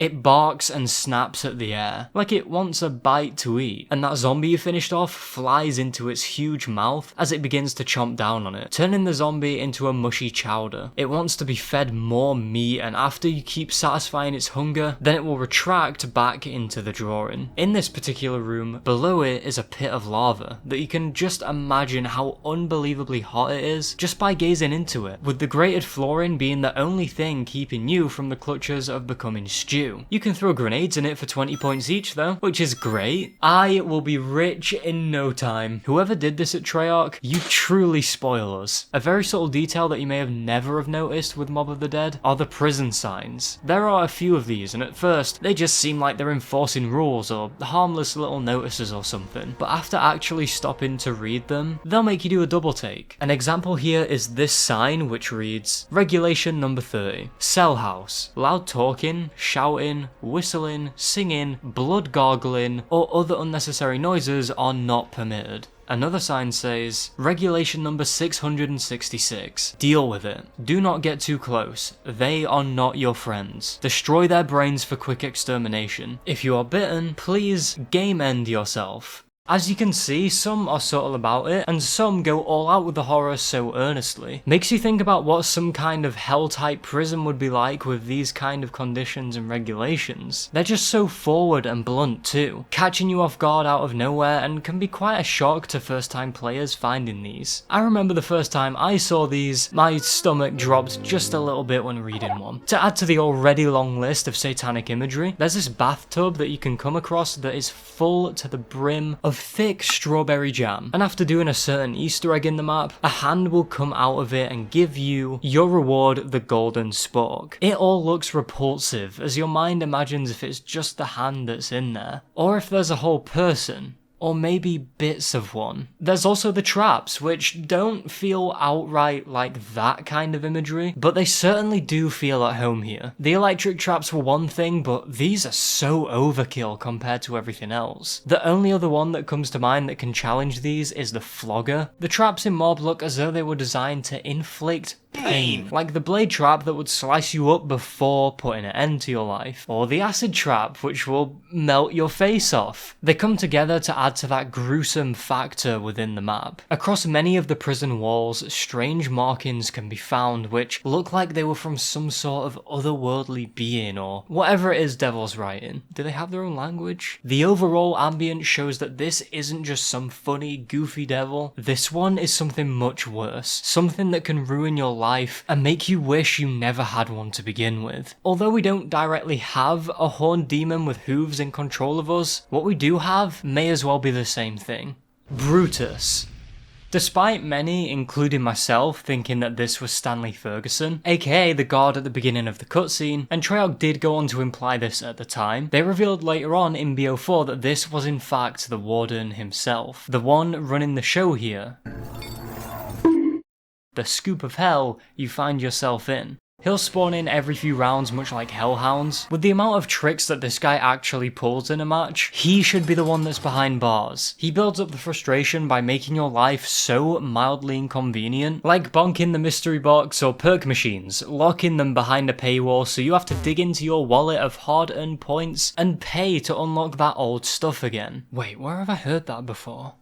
Oh yeah, modern gaming. He makes an entrance by bursting out of an array of flames and lightning, and then begins charging towards you like you just said Baldur's Gate 3 is a bad game. Every step he takes will make the ground thud, and your screen will even shake too, showing the raw strength he possesses. He's actually quite tall as well, so he has that for his resume, and he's got a voice that sounds so rough and demonic, all whilst brandishing a club that you wouldn't want to get slapped with. I would honestly imagine that when I would play this map, and I just nope the hell away from him. That is a terrible way to go. The Warden also wears this really heavy duty prison armor that feels intimidating enough, but on top of that he has some sort of riot helmet on or something with a broken visor and is wrapped up in barbed wire and chains. This guy looks like he put all of his skill points into defense, and it comes off as a really intimidating and overpowering presence with everything I've mentioned, especially if there's more than one of him that spawned, which can actually happen. Oh, and of course he's got red on him. Although at this point on this map, I'd say that's a given. Even his eyes are red too, making him simply look more evil and devilish. But he isn't as tough as you would think though, or at least not in-game anyway. So it can lead to some pretty amusing moments where he gets absolutely obliterated, but in lore and everything, he is supposed to be extremely strong anyway. The Warden is a really good type of mini-boss, because he makes sure you are suffering in some way, whether that be keeping you at a crippling point deficit or keeping you on your toes. Not only that, it gets creepier to me if you consider that this prison is his domain. The things that are happening around and to you is because of him. He doesn't need to try and stop you at all, especially if it's me playing. All he has to do is sit back and watch, but for the most part he'll just keep an eye on things, as he revels in watching you suffer and can't help himself. You, the player, you are in his enclosure, and he's toying with his freshly served food.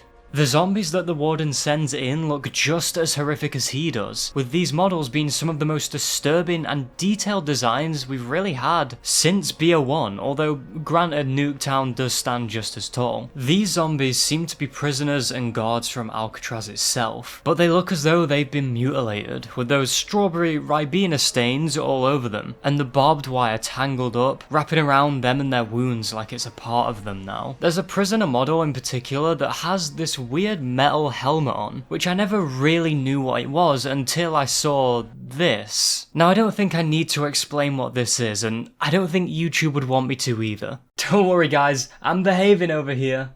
Anyway, this outdated way of unaliving the guilty involves putting a helmet on of some sort to, I think, help conduct the electricity. And now let's take a look back at what that zombie inmate has on its head.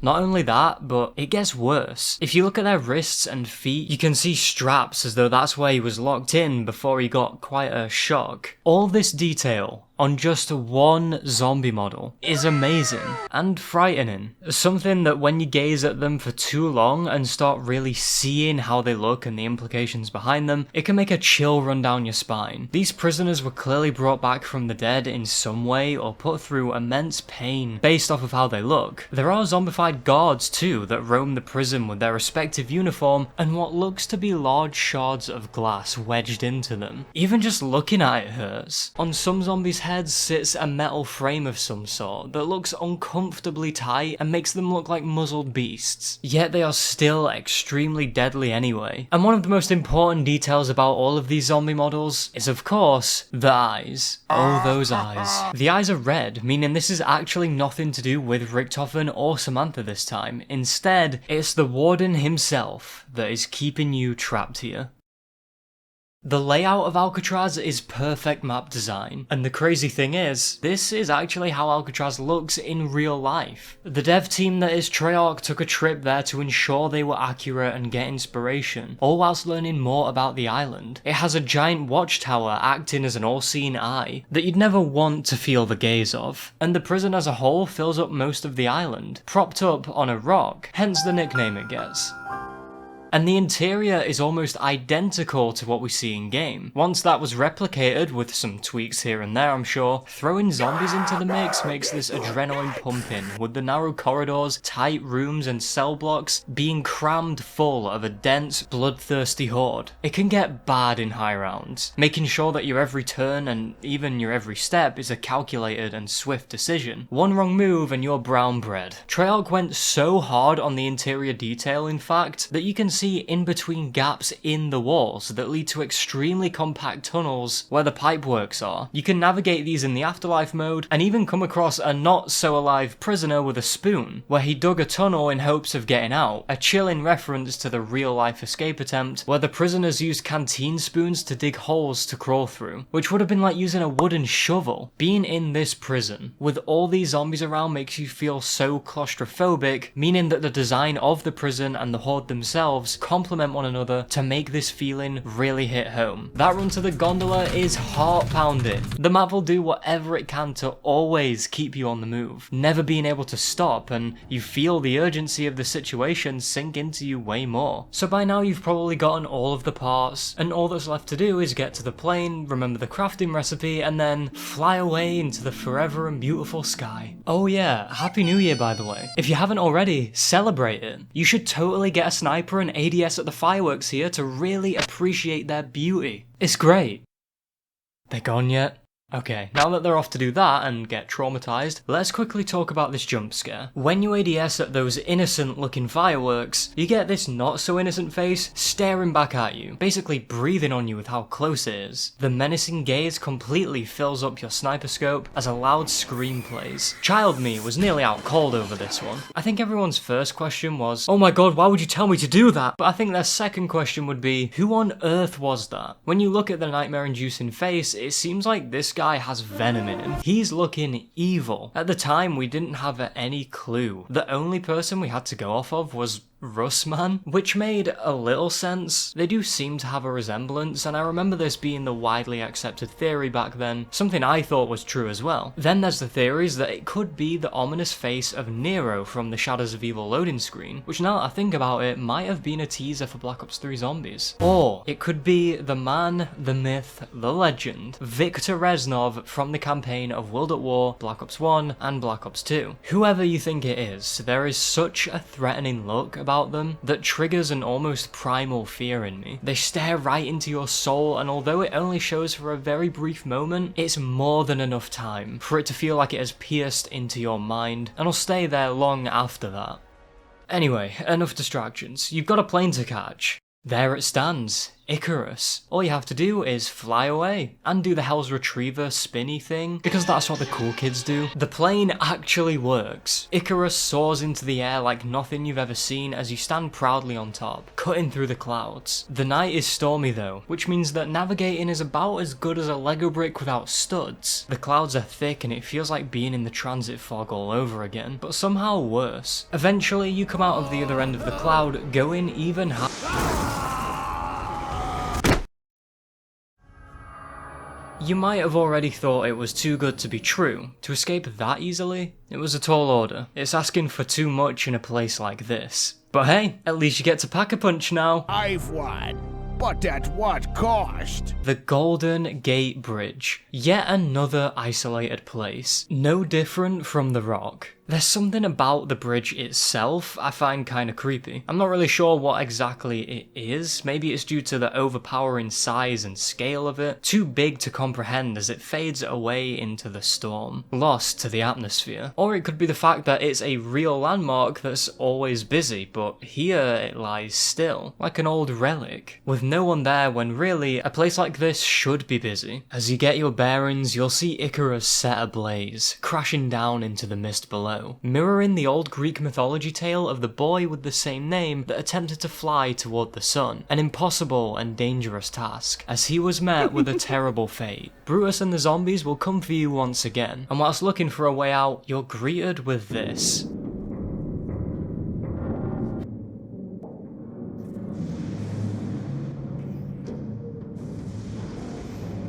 No one escapes alive, the sign says, crudely written in the blood of some unfortunate soul as sacks of bodies have been thrown up like baubles hanging off of a Christmas tree, with the sole intent of intimidating you, reminding you that you will never leave this place, almost as if you're being taunted as well. There are chairs here, not just any chairs though, the chairs of the electric kind. They sit there, beckoning you to succumb to them, to keep the prophecy of no one escapes alive, alive. With no other real option here, you sit in the chair and wait until the end. Wait for the torment to finally be over. The storm roars through the air as a giant bolt of lightning spikes downward and thrashes the top of the bridge, sending electricity down to the very chairs you're sitting on. That's one way to power this thing up. The amount of volts going to your head is unfathomable and can only be described as a big ouch. You can hear the screams of the mobsters as you're being turned into a fleshy power bank, then you die. Or at least you thought you did. Waking up, something will feel familiar. Not only are you back in the prison, but you're in the exact same place you were at the beginning of the match. Now you get why you're a lost soul. You aren't just in Alcatraz prison, you're in purgatory.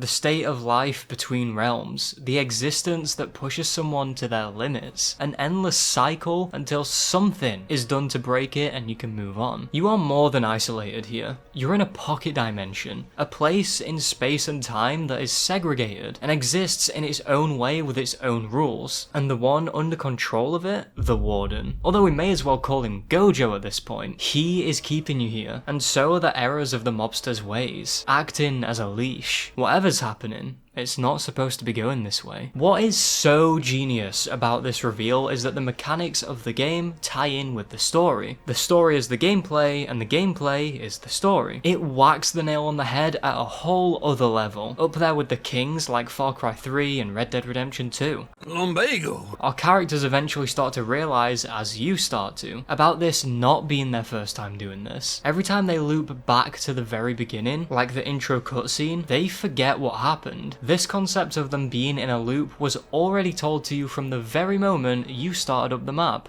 Hey, Sal, we must have been through this 50 times already. And we'll go through it another 50 if that's what it takes. Even without the mobsters knowing it until now, they have done this for a long time. The double meaning is actually perfect and something that when you notice it with the context of the map, adds another dark layer to this one. The twist makes the player feel completely powerless, like how I feel when I attempt a Soulsborne game, and then start questioning my life. It gives you the sense of being imprisoned, for lack of a better term, and that the island has become one giant cell. It instills the idea to the player that this place and the Warden himself completely own you. But a question on your mind at this point is probably, why does this plan keep failing, and why do the crew seem to have such a distaste for Weasel? And the answer to all of that is the plan never worked in the first place. Here's how the night actually went down on the very first escape attempt, detached from this fever dream. On April 1st, 1933, I see what you did there, Treyarch. Weasel convinced Billy, Sal, and Finn that he could get them out of here on a plane that they could build. Which, yeah, given the date, this guy pulled the most devious April Fool's prank known to man on the boys. The crew were on board with this plan and waited until the time was right. The escape began. The four managed to slip out of their cells like we see in the intro, and eventually get to the roof where the plane would be built. But it was never built.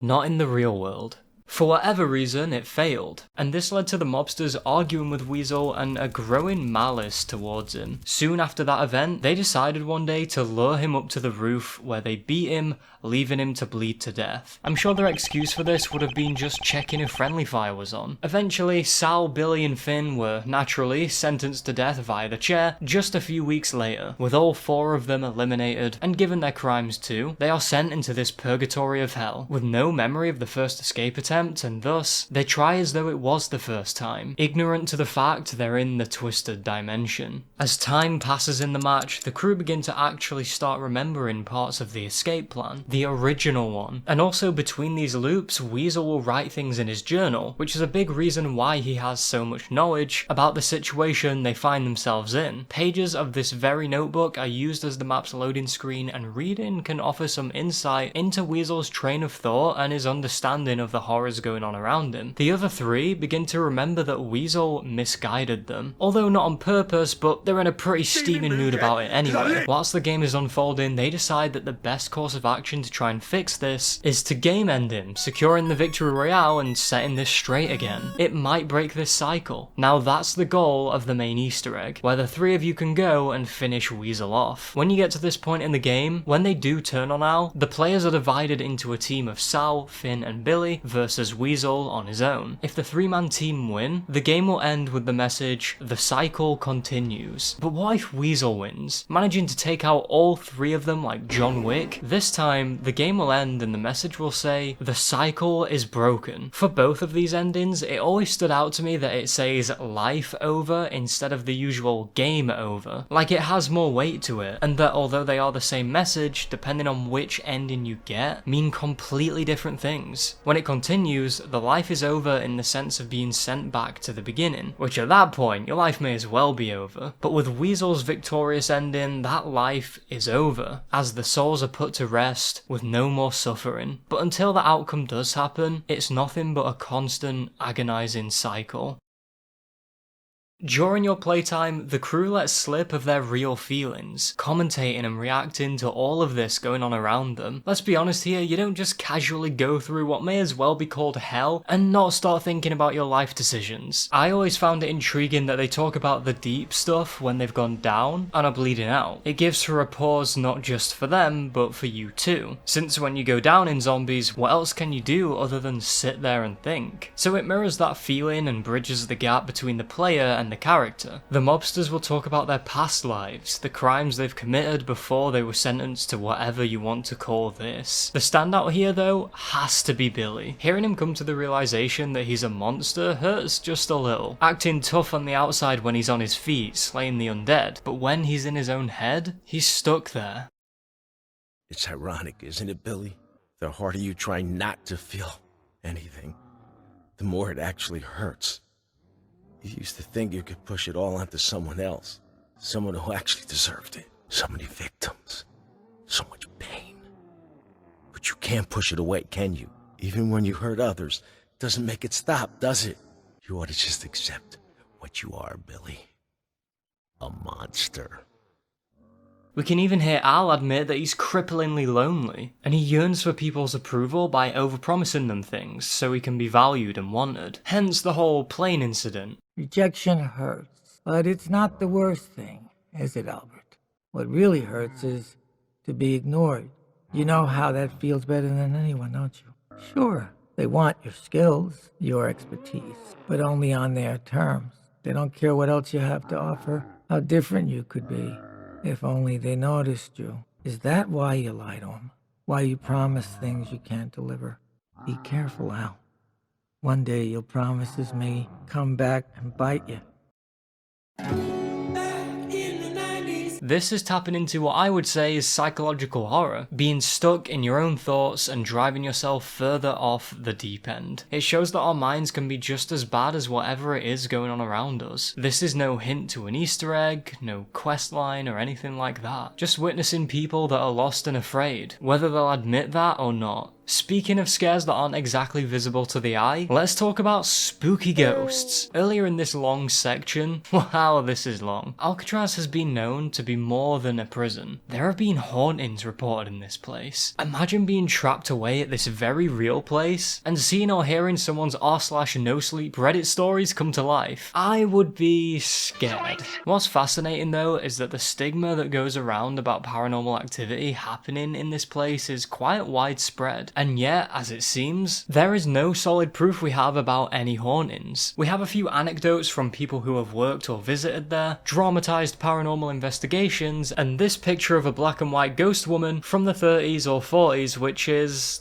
sus to say the least. It's a case of you'll never know until you try. The thought of going there IRL is kinda spooky, not only because a lot of bad stuff happened there, but I can imagine there's a level of paranoia that some of that stuff might still be there, just in a more supernatural way. Mob of the Dead really makes sure that feeling and that stigma is kept alive, and you can tell Treyarch poured a lot of heart into the horror aspects here, whilst keeping the zombies feel we know and love. An example of the paranormal is Afterlife mode. It comes around by shocking yourself and what seems to be detaching your soul from your body. You get to roam around as a 3 AM challenge entity, meaning you can see and access things that your mortal eyes couldn't. Also, lightning bolts shoot from your fingertips. This lets you power up certain parts of the map. It all looks very ethereal and spiritual. Viewing the pocket dimension from this different angle, you realise it's still a cold and gritty place, and the blue hue and ambient sounds convey that really well. Even simple things are changed in Mob to let the realization of true isolation set in, not even letting you have your familiar comforts like perk jingles. The perks sit there but feel washed out and lifeless, with the only thing going on for them is the supernatural energy that courses through them as it flickers. Bit by bit it takes away or changes things you've grown attached to and reassured by. The shield is different. The box looks more menacing, being surrounded in flames. Electric Cherry as a perk feels different from the others too, looking more lifeless and less flamboyant in its design. And fun fact, it's actually a play on words of electric chair. It even looks like that type of contraption too, which speaking of, I never noticed this one for a while, but one day I studied that perk machine and realised you can see the cooler part where the drinks are stored, and inside of it sits a severed head with a bloodied hand squeezed up against the glass. Granted, this is some PS2 looking polygons right here. It's a few bad pixels away from looking like the funny Lord of the Rings man, but the message is there, and it still gave me quite a shock. It looks like a gross, mouldy green colour, as though it's been decaying, and to be fair, it shows, looking shriveled with its eyes being an ugly yellow. It's gonna look like me after I've finished writing this script. The final creepy detail about this perk machine is the infamous Grim Reaper bloodstain slapped onto it, adding to that paranormal feeling of being watched and marked for death. It's there again, showing that you're still being gazed at and you can't escape it. Truly a grim reminder of the dire situation you're in.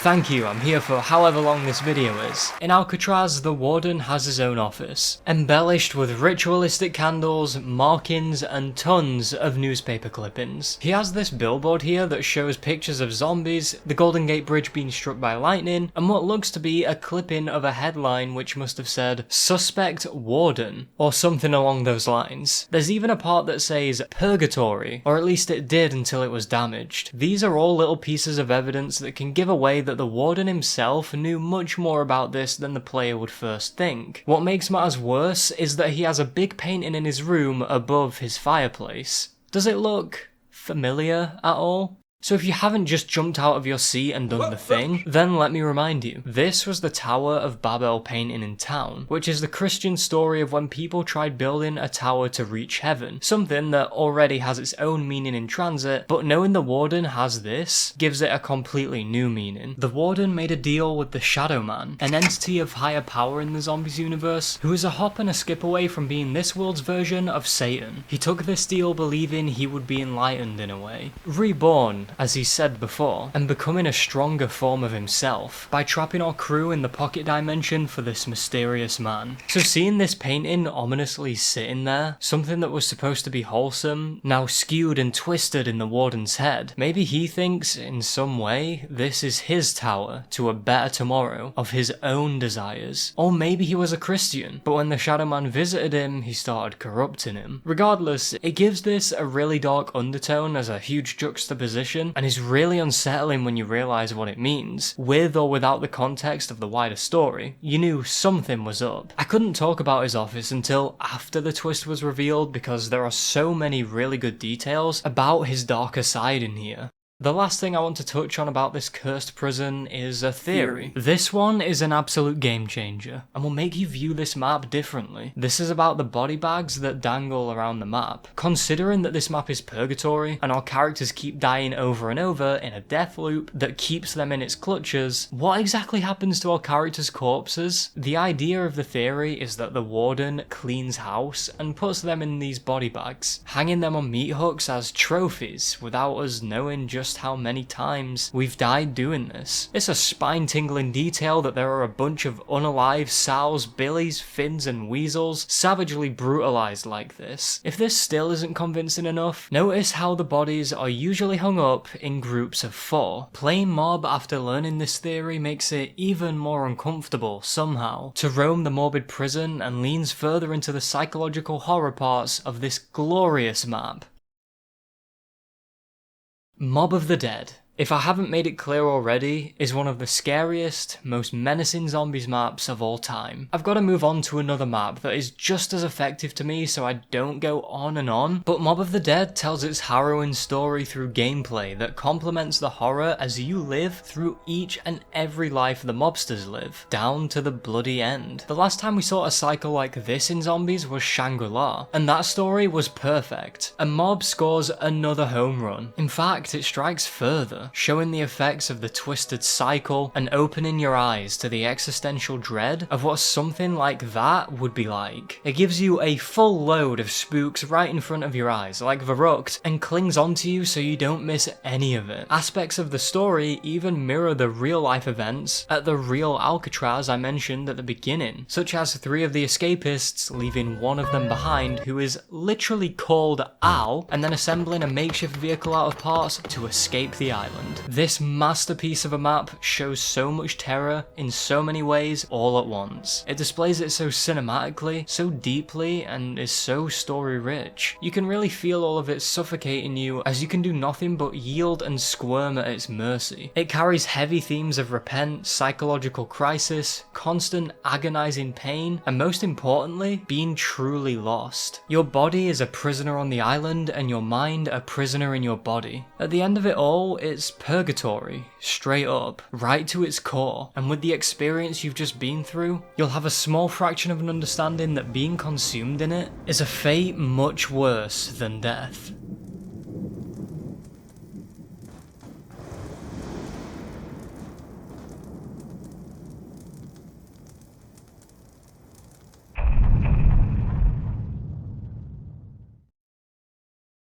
Let's go back to the end of the world, shall we? This is Buried, the last map of our Broken Earth saga. Buried is one of the most unique maps to ever exist. There's so much to this map, and I'm talking about the horror aspect alone. That's not even including the gameplay and the mechanics that have been added or masterfully brought over into Jimmy Zielinski's magnum opus. Buried is what it says on the tin. Buried, set in an abandoned western town that's long past its prime, now underground. Earth somehow looks even more busted up than it did the last time we saw saw it in Dire Eyes, looking as though it might fully separate at any minute. This is a pretty good way of showing that some time has clearly passed. Our 4 survivors are in Egypt now, where they set up camp before arriving at the map's destination in Africa. Yes, this Wild West town got teleported to Africa. They discuss their stories of the outbreak and how they met, and we see some truly amazing art on display. Russman talks about how the dead walk the earth, and we see the outbreak happening as uniformed officers are taking a last stand, fighting for their lives on top of a flipped over vehicle. Fire surrounds them, looking like the hellscape we're used to, as it ominously outlines the zombie silhouettes, showing the true destruction they're adding to this already shattered rock. Their blue eyes are just as bright as the flames, those eyes that by now send a shiver down your spine. Could you visualize trying to survive in such a wasteland and you suddenly see these little blue lights glow up all around you? Russman mentions how the remains of civilization is at the mercy of forces that none of us understand. Even at this point in time, we didn't know too much about the inner workings of the zombies, how their master controls them and operates. Granted, by the time Buried rolls around, we know that Richtofen and Maxis are fighting for true power, not really knowing which one is trying to fix the world and which one is trying to condemn it to damnation. Or more importantly, if they want to do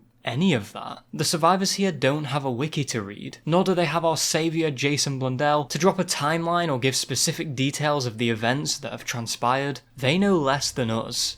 Much less. It must be terrifying not really knowing why all of this happened in the first place, or what powers are truly at play. The world has ended, zombies with freaky blue eyes are all over the place, and there are voices of what can only be assumed to be gods or godlike beings of some kind that are definitely involved with it, trying to persuade you to do things for them. Yep, that would bring up a lot of questions. As the shot goes on in the intro, we see a mutilated zombie face reach out its bloodied claw up to the camera. RIP cameraman. The detail in this art is insane. It has no lips, so there's just demonic looking teeth as drool pours down its mouth like it has rabies. It's got no nose and the soulless eyes are there, but there is what appears to be a pupil, somewhat visible, whilst the other eye is completely gone. Maybe I'm reading too much into this, and you'd be right, but I think this shows the humanity in them dying out, whilst a little bit of them lives on if what the moans in Dire Eyes tell us is actually consistent with each zombie. It's gut-wrenching to imagine losing yourself or someone else completely, particularly in this kind of way. We find out that Russman was a former Broken Arrow employee, but from the comics it's clear he wasn't on board with the work they did. The group eventually argue about the reason they even do this, as they are just so unsure about the road ahead and what this all means. But Misty gives a pretty uplifting speech about how they just keep moving and surviving, and that doing something is better than doing nothing. It's what they do. Going into this map, all they know is that they have to mend the rift. What is the rift, you ask? Well, not too much is really known about it, which keeps it ambiguous, I guess. All we know is that it's the giant hole caused by the rockets, and the 115 seems to have blocked off a huge part of the ether, separating anyone that tries to get there. Whichever side is helped, whether that be Maxis or Richtofen, will have control over all of the ether, the very fabric of reality itself. Even then, it sounds a little confusing, but it's the best I can do here. You hear the signature click and clack of the M1911 as the screen fades from black. A western tune rolls through your ears like a tumbleweed for the round change noise, and along with the sandy desert-like visuals, it makes for a perfect start to this map. This spawn area is the processing part for rocks, or however that stuff works. I've not played enough Factorio to understand. Now,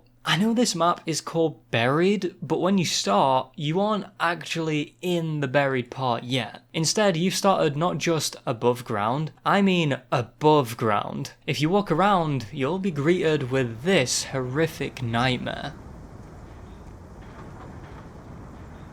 Whatever you do, don't let the intrusive thoughts win. This is a long way down. Here is the rift. Treyarch killed it with the depth perception here. When I stare out into this, I can instantly tell how far out this really is, and how far down too. Being stood up that high and seeing such an immense crater has always given me chills. It reminds you that in all of this, metaphorically and literally, you are minuscule in comparison. The sound design is immaculate too, being able to hear gusts of wind blowing into the emptiness. The whole platform you're standing on looks unstable, only hanging on by a few metal rebars. rebars. Red pieces of cloth stuck on said rebars flap in the wind as rocks crumble and fall into the rift, showing further how truly huge this is. You wouldn't want to be that rock, as seeing even that fall is enough to put your guard up. This mining place is long past its day, rusty and unstable. You can tell that although it was never perfect, this rusted over metal and dusty desert coloured floors have seen better days. This place will lead you directly down the rabbit hole. Wait. There's something I have to do first.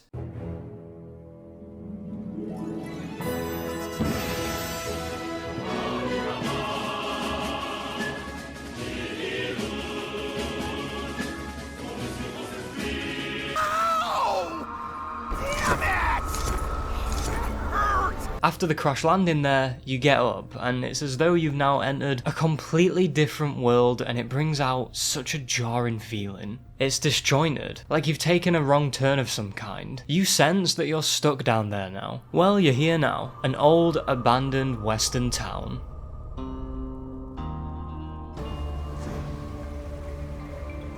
Sadly, there's no Arthur Morgan here. The atmosphere is so different to the surface you just were. It looks dusty and ruined. Inspecting it further, you can imagine that there were once people here, with the aid of jails, saloons, banks, and more dotted around the place. This town has been lost to time. With its arrow that neither stops nor reverses, all it will do is march forward and take anything with it. It was once lived in, this place, and now it stands completely still, with chipped, cracked and warped wood, debris scattered all over the place, closing you in, and given it's completely detached from anything, you better believe the liminal feeling sinks in. It should be busy and bustling, horses riding around, saloon doors swinging open and shut, or anything. We don't even have the luxury of a stray tumbleweed blowing past in the wind. You would expect some kind of movement, but there's none. It feels like being in a different realm, giving off the same thoughts and feelings as being in a multiplayer map all by your lonesome.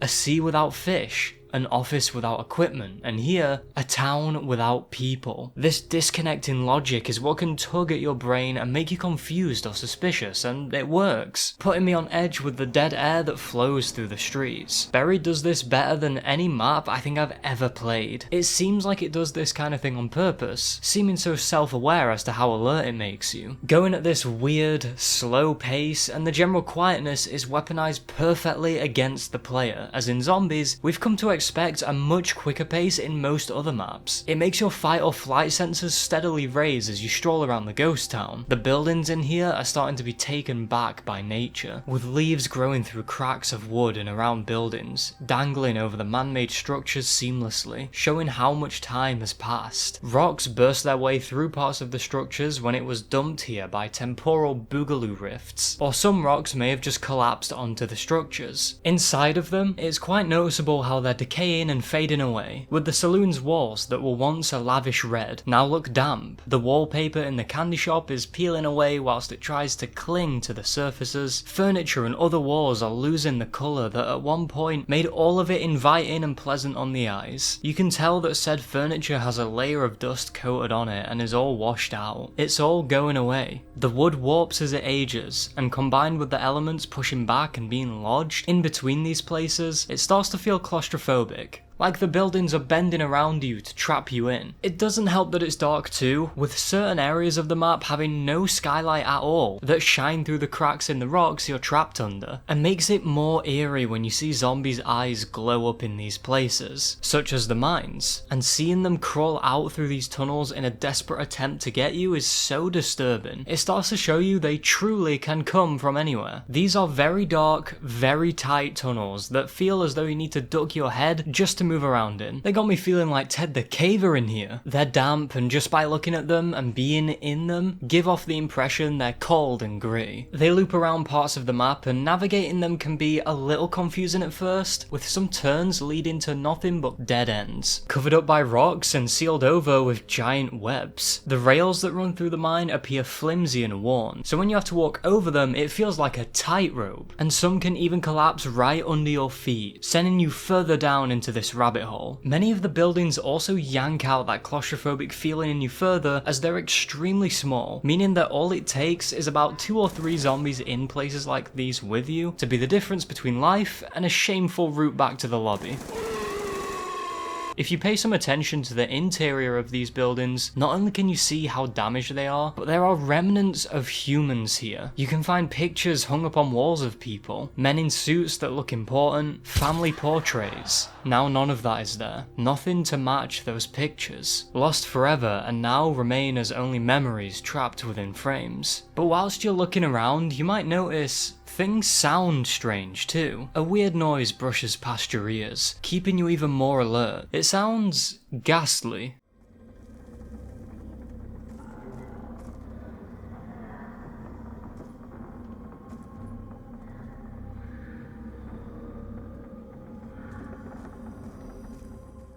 It can really get in your head and makes you feel like you aren't the only one here. And that's because you aren't. Introducing Leroy. Or Arthur as he's officially known as. No, still not that one sadly.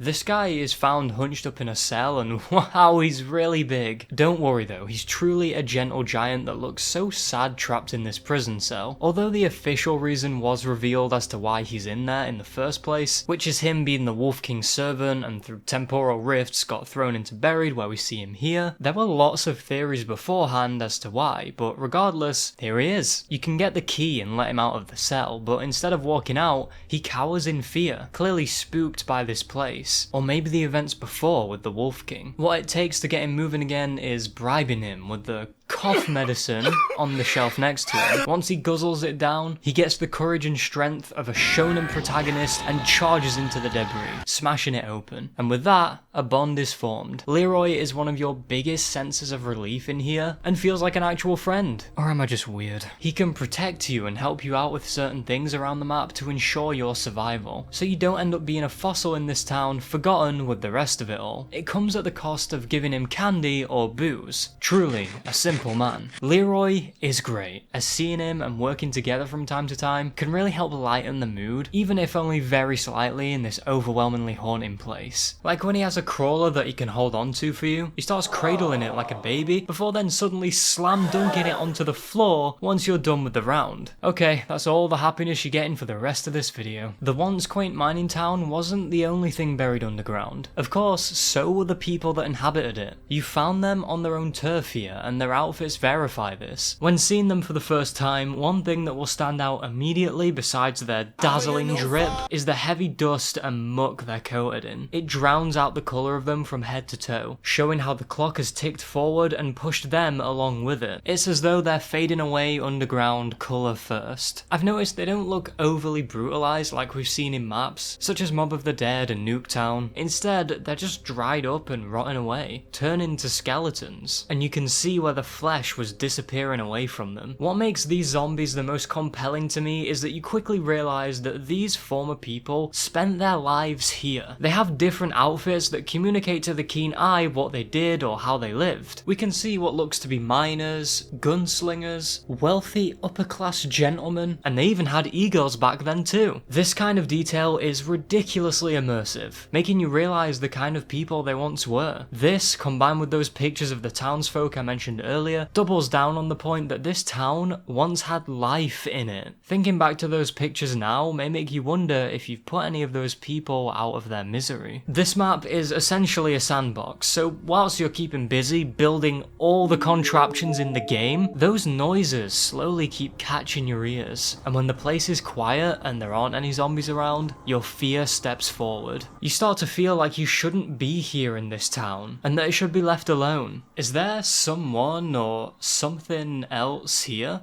Well, there's more really cool dust particle effects to show the pressure of the boulders that are currently crushing this place. We see it fall down and float around in a thick cloud. It's the little things that add to the unsettling atmosphere and ambience with this map, even as small as dust particles. Doing something as simple as flipping the power switch in Buried is turned into an uneasy moment, as doing so makes heavy industrial machines fire up and thump around before letting out a bang. It's not light on the ears and ends up making out like flipping that power switch was a bad thing instead of a good one. Whilst I'm praising the spooky sound design here, I've noticed sometimes the ambient music will linger on a single note and it takes you by surprise. It all sounds a bit off and I adore that.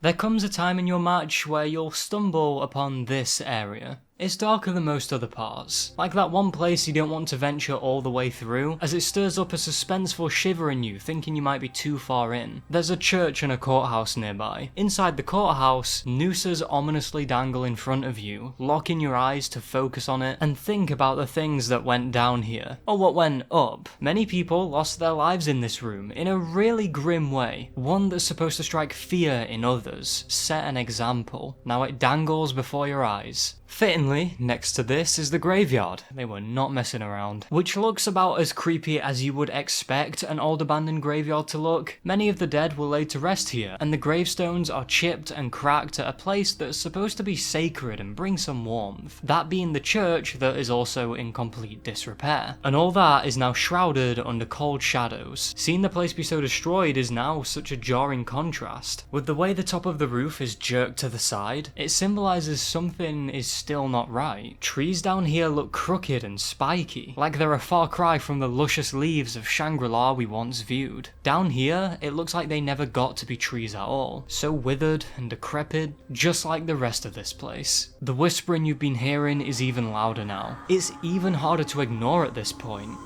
It sounds close by?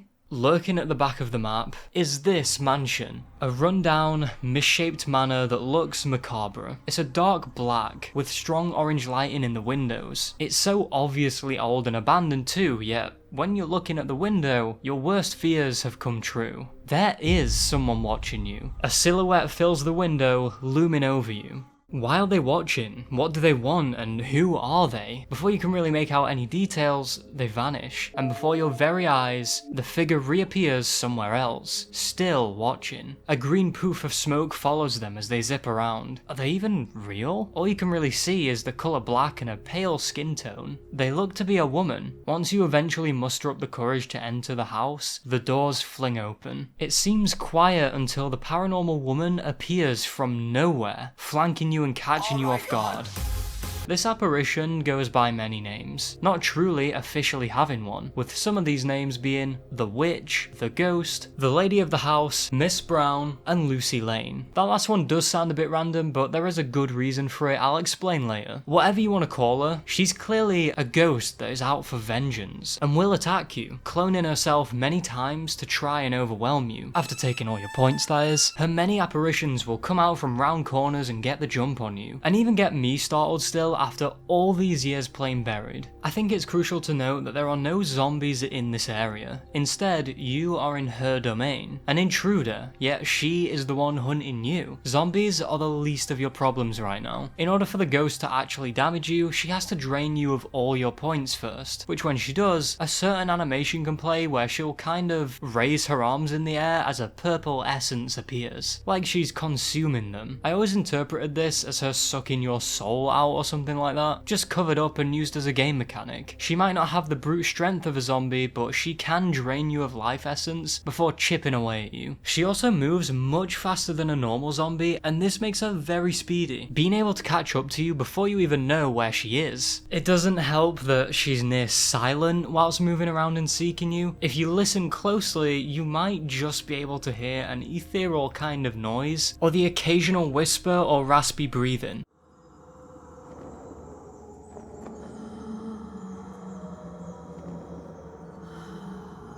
But other than that, you need to keep them peepers peeled. This run to Pack-a-Punch is a tense one, as the rooms and even the secret hallway is so tight and narrow, to the point where coming out of these ruins unscathed is almost impossible to do. Her presence really gets into my head, and there are a ton of people who find her to be super disturbing, and there are some people who absolutely simp over her, and I know who you are. After you manage to traverse your way out of this maze of a decrepit mansion, you're met with a decrepit maze.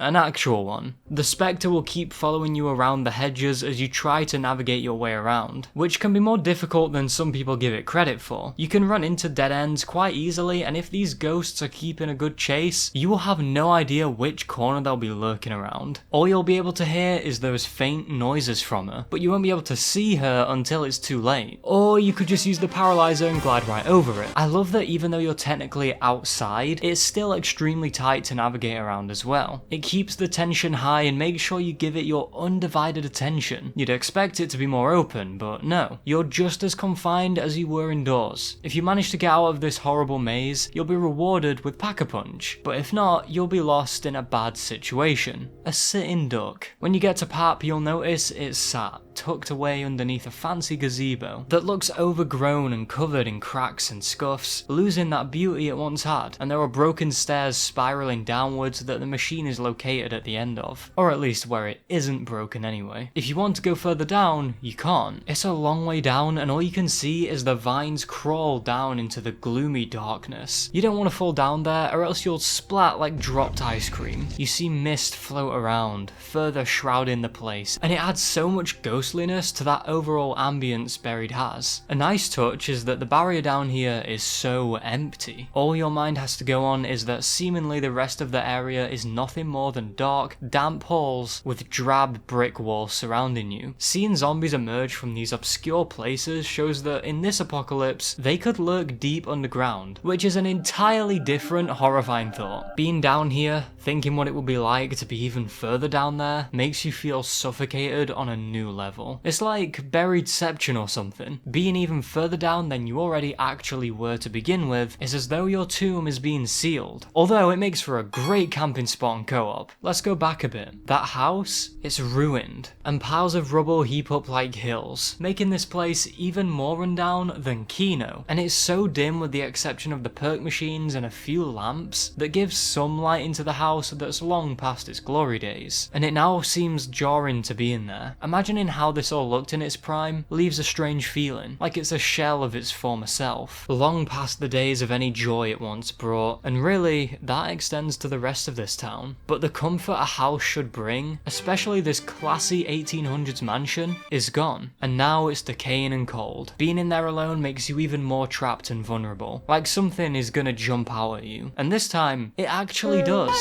Speaking of the creepy ghost lady that just multiplied and started chasing you, who was that, and why is she there? Well, first, we have to go back to that ominous whispering you heard at first. If you listen really closely, or go closer to the house she's in, or I'll find a version that was ripped from the game files because I'm a big brainer, it turns out she's actually talking directly to you. Here's some things she'll yap on about. No one can help you. You will stay forever. I can see you. So this right here is some real scary shit. This is Kino knocking levels of horrifying, and anyone that doesn't find this creepy is lying. The fact that she's been watching you the whole time, and those whispers were not only her telling you that, but warning you and sometimes even beckoning you over, is downright terrifying. This ghost woman always has and always will be the ultimate brown pants speedrunning exploit, arguably one of the scariest parts of all of COD Zombies in my opinion. Her actual purpose is fairly ambiguous though. The most we know is that she has a son named Jebediah Brown. He lived in Purgatory Point, the name of this town, with his mother. The mines in this place though were strange. Rocks with a blue glow resided in it, and it transformed one of the residents into a feral monster, going on to take the life of Jebediah's mum. One night, a distraught Jeb was mysteriously contacted by angels, or as we know them, keepers from Black Ops 3, to build the Pack-a-Punch machine to help him, just in case any of those pesky zombies show up to attack again. After realizing it could upgrade things, Jeb, in a pit of grief, decided to dig her up and... how do I put this?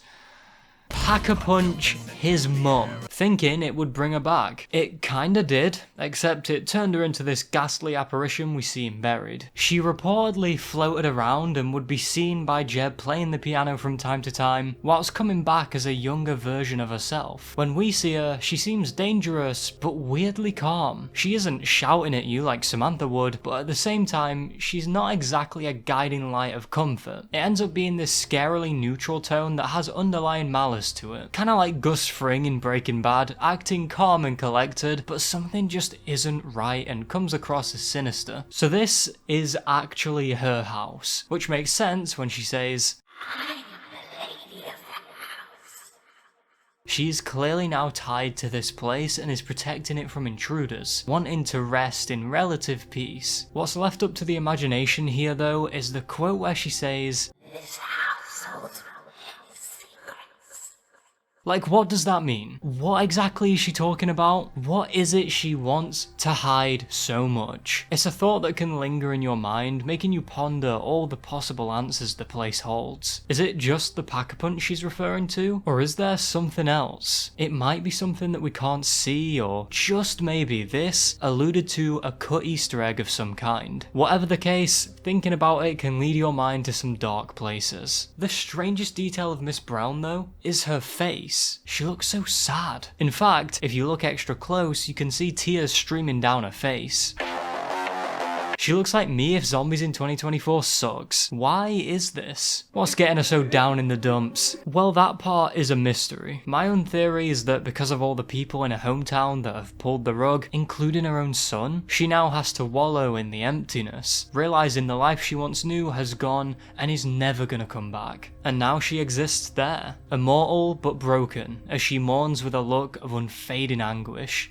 There could also be a potential lover that she's grieving over. Given the black attire and the capelet, her dingy haunted house has paintings of a man in it. Who this man is, I'm not sure, but it could be that she is a widow, and he was her husband or lover. The house is in shambles, showing that it's been a long time since then, and she still is clearly feeling a crushing emotional weight. Those spectral tears and that tired, vacant look in her eyes speak volumes, conveying an inescapable pain that will always be on her shoulders. And knowing that, even just noticing the pain on her face, that look of giving up on everything, makes this so much more tragic. The weight of this grief is woven throughout the map and adds even more heavy layers to that somber stillness. This town is quite believable in a way, like a real abandoned town, and with the hauntings that happen in Buried, it really does put the ghost in Ghost Town. Well, Treyarch took inspiration from a real-life western ghost town called Calico Town. Based in California, this was a mining town, just like Buried, that was once travelled in and out of, walked around and lived in during the late 1800s. The town was eventually abandoned, not being able to make enough V-Bucks. There was a woman there called Lucy Lane. That name I mentioned earlier as a nickname for this ghost lady. Called the First Lady of Calico, she was a real resident there. She grew up in the town and eventually got married to a man named John, as they made a steady life for themselves mining and opening up a general store. Once silver was becoming less valuable though, and therefore this put the whole town out of business, everyone eventually packed their mules and horses, saddled up and abandoned the place, whilst Lucy and her husband stayed behind to continue living there. Sadly, Lucy's husband John passed away from an illness, as she then continued to live out the rest of her life here. She was alone now, and it was pretty hard to imagine how isolating that all felt, making her poetically the last lady of Calico, remaining here until the end of her days, having a peaceful death. Miss Lane eventually passed away as the place started becoming a tourist attraction, remembered for her warmth and long-standing citizenship in Calico, and the rest is history. This already sounds similar to our Miss Brown in Buried. Treyarch seems to have taken this story and twisted it, like they always do, giving us interesting concepts that can get really dark really quick. What really seals the deal here though, is that there have been reports of ghost sightings from visitors that say they've seen what seems to be the ghost of Lucy Lane herself walk into a general store from her house, with a very recognizable black lace dress that she was buried in. And others have reported that she can be seen looking out from windows around Calico Town. Our Lucy Brown in Buried, is a much more spook-orientated version of the very real Miss Lane's tale. She was completely alone, grieving her husband and son, and the whole rest of her town that turned into these horrifying zombies as it all sits there aging, whilst she stays trapped in this place forever and ever, bringing an angry vengeance upon whoever enters her place, whilst sitting in her tomb of grief and despair. If that wasn't bad enough, the endings to the Easter egg on Buried will make you feel so empty, just as empty as the town itself. The Richtofen side is the good ending of all this, when upon giving him control of the ether, he'll begin taunting Maxis, gloating about his now newly acquired immeasurable power that goes far beyond our silly ray guns and gadgets that now seem powerless. He'll then eventually banish Maxis, basically wiping him from existence, which in a way, although it might not seem the same as just game ending him, for some reason that seems much worse here. Not even leaving a body or anything that shows he once had a life. Instead, just gone from the universe forever. Within the blink of an eye, an entire person is gone, only living on through the memories of those that knew him. Even in the COD Zombies universe, being erased like that leaves absolutely no way of coming back, which as a concept is somehow more scary than the big D word itself. As for you, Maxis, you will simply cease to be. Have it then, Todders!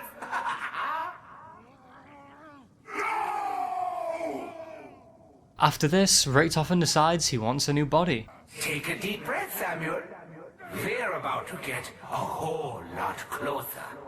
As he makes his way into Stuhlinger, using him as a vessel like a puppet on strings. His eyes glow bluer than I felt after realizing how terrible that sounds. They look glazed over with those foreboding lights. No different to the zombies really. Just when Richtofen thinks he holds them strings to full control over his body, Stuhlinger is still there, able to use his body, with his eyes turning blue whenever Richtofen is talking out loud through him. Hey! What's going on? Oh, Samuel! You're still here? Okay. This is a little awkward. We get to talk to each other, play games, have fun. It's really quite exciting. Just carry on as normal, and I'll try to leave you alone for a while. Now they're basically bonded. Forever. Now he isn't just a voice in his head, he is actually in his head. He can't do anything at all to get rid of him. It's like a parasite that can never go away, with Stu having to spend the rest of his days being basically possessed by an invader in his own mind and flesh. It's a kind of dread that you have to really let sit with you for a while, and try and put yourself in the character's perspective. Seriously think about how twisted of a concept that is, not being fully just you anymore. Then we have the actual canon event, with the Maxis side ending on an incredibly existential crisis note, just like the events of Moon, as he gains power over the Rift and the Ether, then reveals that he was actually manipulating you the whole time. The process has begun. Now I control the ether's energy. I can at last reach Agatha. We believed, he lied. All the way from Tranzit to now, this journey you went on through the Broken Earth, you were being used like chess pieces in a one-sided game. And to add insult to injury, you're about to be thrown off the playing table. The truth is, the game was rigged from the start. The second that button is pressed at the end of the Easter egg, Richtofen shatters inside. It turns out he was actually trying to help you all along, keeping Earth intact, whilst Maxis wanted to destroy it all for good. Now jaded after everything he and Samantha went through by the hands of Richtofen, put on the path of villainy by someone who is not much better than he is now. He takes control of the zombies as their eyes begin glowing a deep orange, and as a sick punishment, he keeps transferring Richtofen's soul into the bodies of zombies as he tries talking to you, unleashing his pain out loud only to be mowed down, stabbed or crushed again and again and again. Truly a horrible fate that means he'll not see the end of this heinous existence for a long time. Being in that match of Buried has a similar effect as it does on Moon. Now knowing you caused it with nothing else you can do. Your hands are tied once again, and now this broken town is going to be your resting stop. That is, if there's even anything left now after Maxis is done with it. Regretfully, I must inform you that neither the Earth nor its people will survive. I tried so hard to warn you. By doing this ending, you just received the biggest I told you so in the whole multiverse. And now those consequences, what you chose to do from the very beginning of being on the Broken Earth, have come to fruition. You don't even see the world end, so you don't actually have any idea when it's gonna happen. Only that, it is, and probably soon, in a horrible way. Just knowing you're screwed is enough. Realizing that history is about to repeat itself is worse. All this because one man said so. The emptiness. That hollow pit inside pulls you down and your throat closes up, as all you can do now is wait for the end all over again.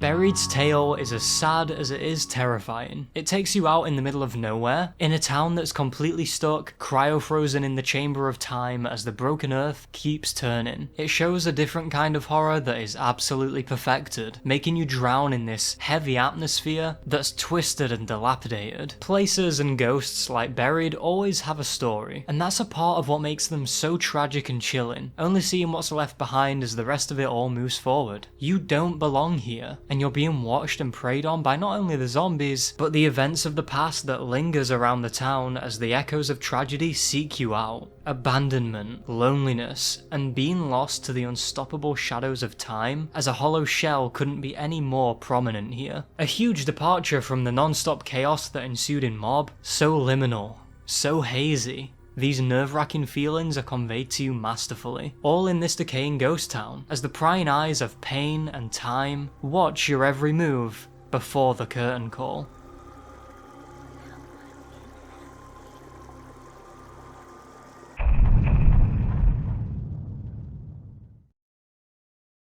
Let's talk about how all this really began. Origins isn't one that is immediately scary at first. Not like how any of these other maps have been, all the way from the very beginning. Well, except for Samantha turning American all of a sudden instead of German, which feels pretty cursed. To me, this map right here was the turning point in zombies. When horror stopped being the main focus, or at least surfacing those intricate feelings of fear in players that gave kids nightmares at the time like me. But what is here though, in this map, is underlying horror, and in a unique way we haven't seen in zombies before. So to round off our experience, it would be wrong not to talk about the battlefields of the Great War. The first thing I want to mention in Origins is that delicious setting. Our final map is set in, like I mentioned earlier, the Great War, the First World War, an event known for its inhumane practices and brutal battles, showing humanity at some of its worst. Origins pulls no punches at all, throwing us into this setting, with the beginning of the match keeping you in a tight, gritty bunker, ravished with the World War I colour palette, made up of greys and browns, that coat the walls and terrain outside, that you fittingly look through out of the holes that have been blasted into the walls. What I'm saying is, it really makes you feel like you're in World War I, and it manages to do it as you spawn. But it is World War I with a twist, which at this point, you can't be surprised at by now. Much like Saturday morning cartoon villains, Group 935 are back at it again. You can't keep getting away with it! Set up in northern France, the team were mining 115 deposits to harness the mythical power of the element and use it for research and be able to make their own weaponry. One of these includes giant freaking robots. Your first interaction with one of these is just at the beginning of the match, where it stomps on the roof of your bunker, causing the ground to shudder violently, with the impact of the thump rippling around the room. Bits of the building begin crumbling due to all of the rumbling that would make any man start stumbling. You then see their enormous foot walk off the very roof you cower beneath, like it's nothing more than a footpath for them. Immediately, this is something that can make the player aware of the very dangerous moving parts of this map, and the other types of threats that trudge through these lands other than just the Zeds. That close call with this Giga Chad Tin Man acts as your alarm clock, the thing to wake you up for what's ahead of you.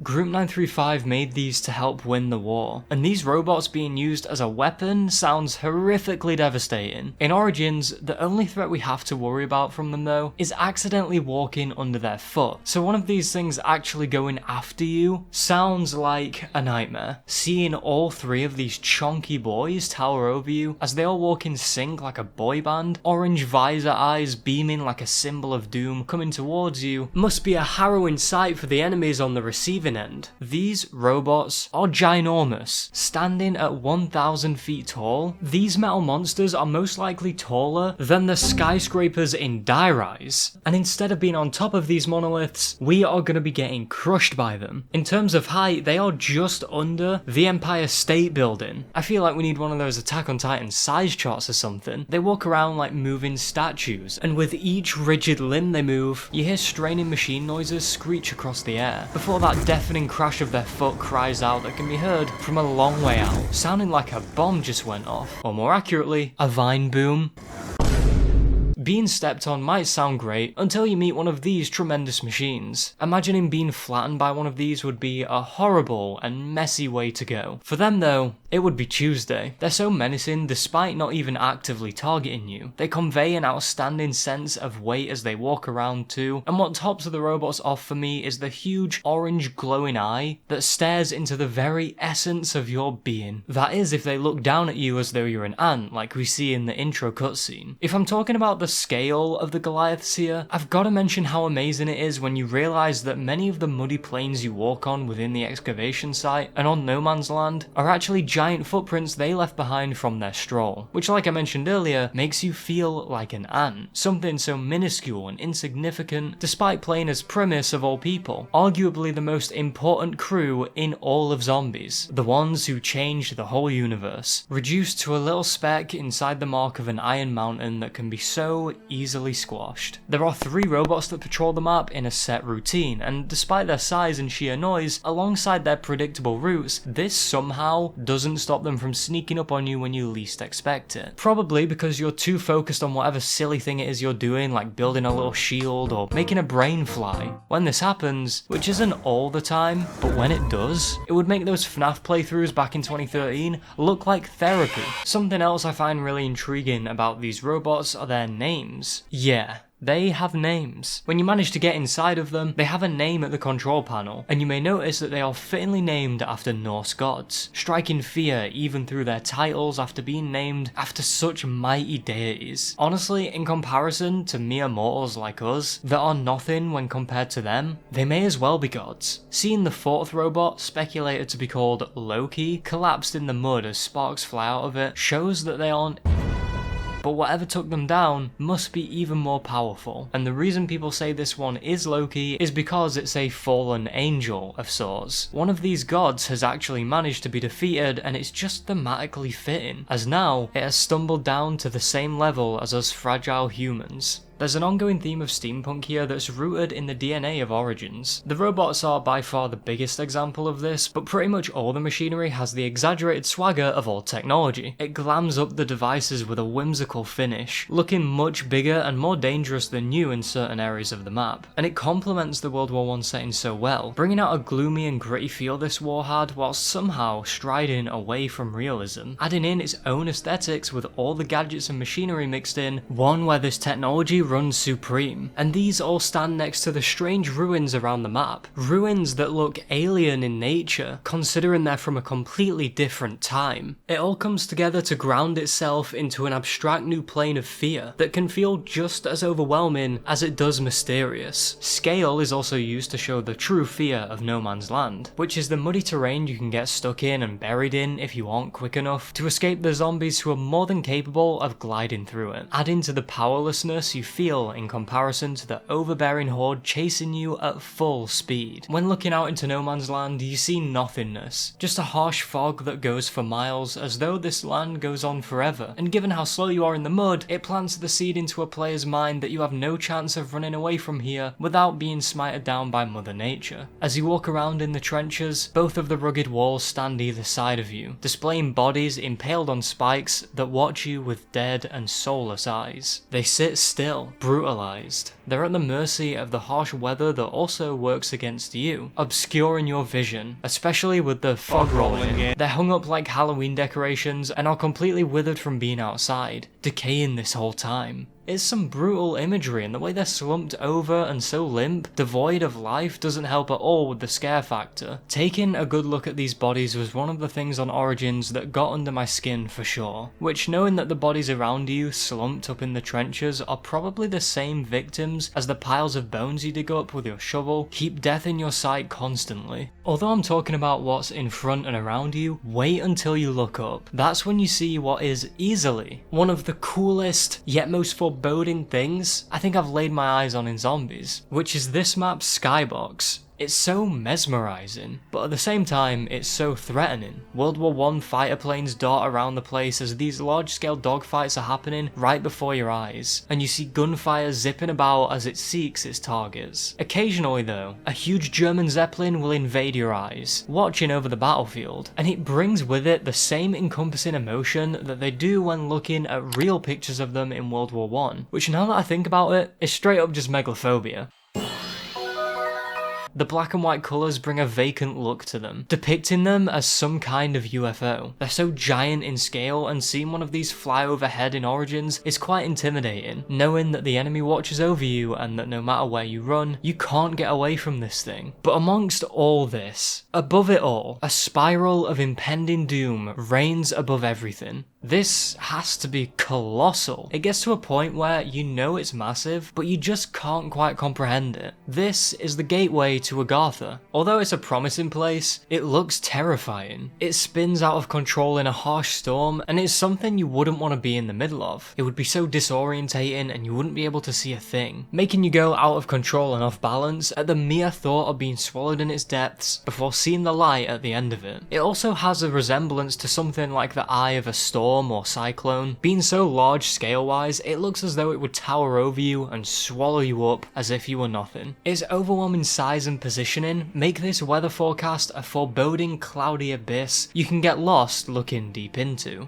This excavation site holds more secrets than what you'd first think. Even deeper than the trenches you roam around in are portals from a time long forgotten. When ancient bops are played, what looks like nothing more than engraved rubble begin reacting to the sound waves and begin to assemble before flashing open. So you know they're super secret. Around these portals you'll be surrounded by skulls and bones of victims here. I'm assuming these were ancient humans based on the fact that these Templar zombies crawl out from down here. No, I didn't stutter. We have Templar zombies in a World War I themed map, like the one we see in the intro pull a Mortal Kombat style finisher on a guy, then leaping onto the cameraman. That's the second cameraman death today. These ones truly stand out as unique, having designs that come off as intimidating, with the armour and extremely rotted flesh showing how long they've been here for. They're basically skeletons. It becomes clear that these are secret ancient ruins, where the long gone Templars we see once tried to access these hidden portals themselves, but ended up turning into zombies due to 115 exposure. It makes the task seem nearly impossible, but once you get the portal built and jump in, you'll be taken to Agartha, also known as the Crazy Place, where you can get parts for and upgrade your elemental staffs. The Crazy Place is a house of magic tomfoolery. Big walls covered in ancient runes from times long past our understanding crash down in a manic way, keeping you on your toes as you have to dance around these concrete barricades and not get trapped by zombies in the meantime, which when you're here for the Easter egg or just collecting staff parts can be utterly rage-inducing.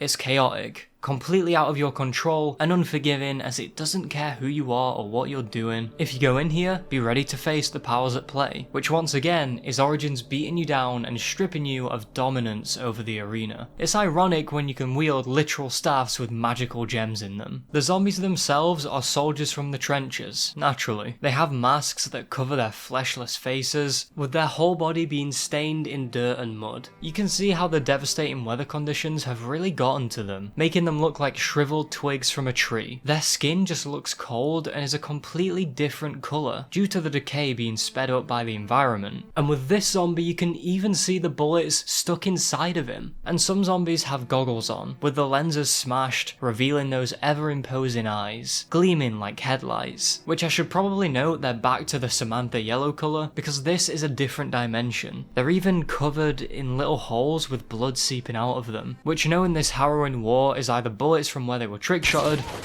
or rats nibbling at their corpses. Or maybe even both. The uniforms of these soldiers have been torn off or are tattered and damaged, which make it difficult to even discern what side they were on. Regardless of that, all you can make out for the most part is that they were a person that fought a terrible battle, met a grisly end, and have been brought back for round 2. There is another zombie that you most likely won't see, and it's you, sometimes. How does that work? Well, have you ever wondered how a zombie blood power-up works? You see them, pick them up, and all of a sudden, the undead don't want anything to do with you anymore. That's because you aren't just covered in their red stuff, but you're actually a zombie yourself for a short period of time. As looking at your character in third person or seeing someone else in your squad, you'll quickly notice how insanely detailed they are, as they have blood all over themselves, and are covered in what looks to be blisters. I'd say they look like a more fresher zombie, which contrasts sharply from how the regular maggot-ridden munchers appear from their time in the outdoors. It caught me off guard, but this creepy detail hits harder when you realise this happens every time you grab one of these. The electric cherry on top here is that since you are technically a zombie, that means you get to hear how Samantha sounds from the perspective of one, and it's sinister.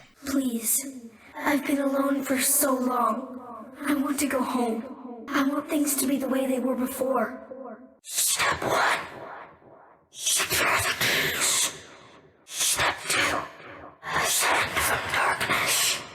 Talking in a sharp, demonic tone, making your hair raise by how suddenly aggressive she sounds when compared to how humans hear her. It shows how distorted the perspective of the undead are, and it makes you wonder if that's how zombies always hear her. It's a good job you don't stay like that for too long. Everything I've mentioned so far serves to be constantly pushing you into a pit of weakness, whether that be from the terrain, the weather, the undead, or the robots. The climax of this all is when you hit roughly about round 8. The round starts as normal, and just as you're about to execute whatever plans you had for this round, a siren bursts your ears as you look around for the source, only to then hear stomping that gets rapidly louder and more intense until it comes into view. The Panzer Soldat enters the fight. This chonker is a 935 abomination, one of the most feared beings throughout all of zombies by sheer presence alone. The sirens have become notorious, as hearing those noises reverberate across the battlefield serve as its own war cry,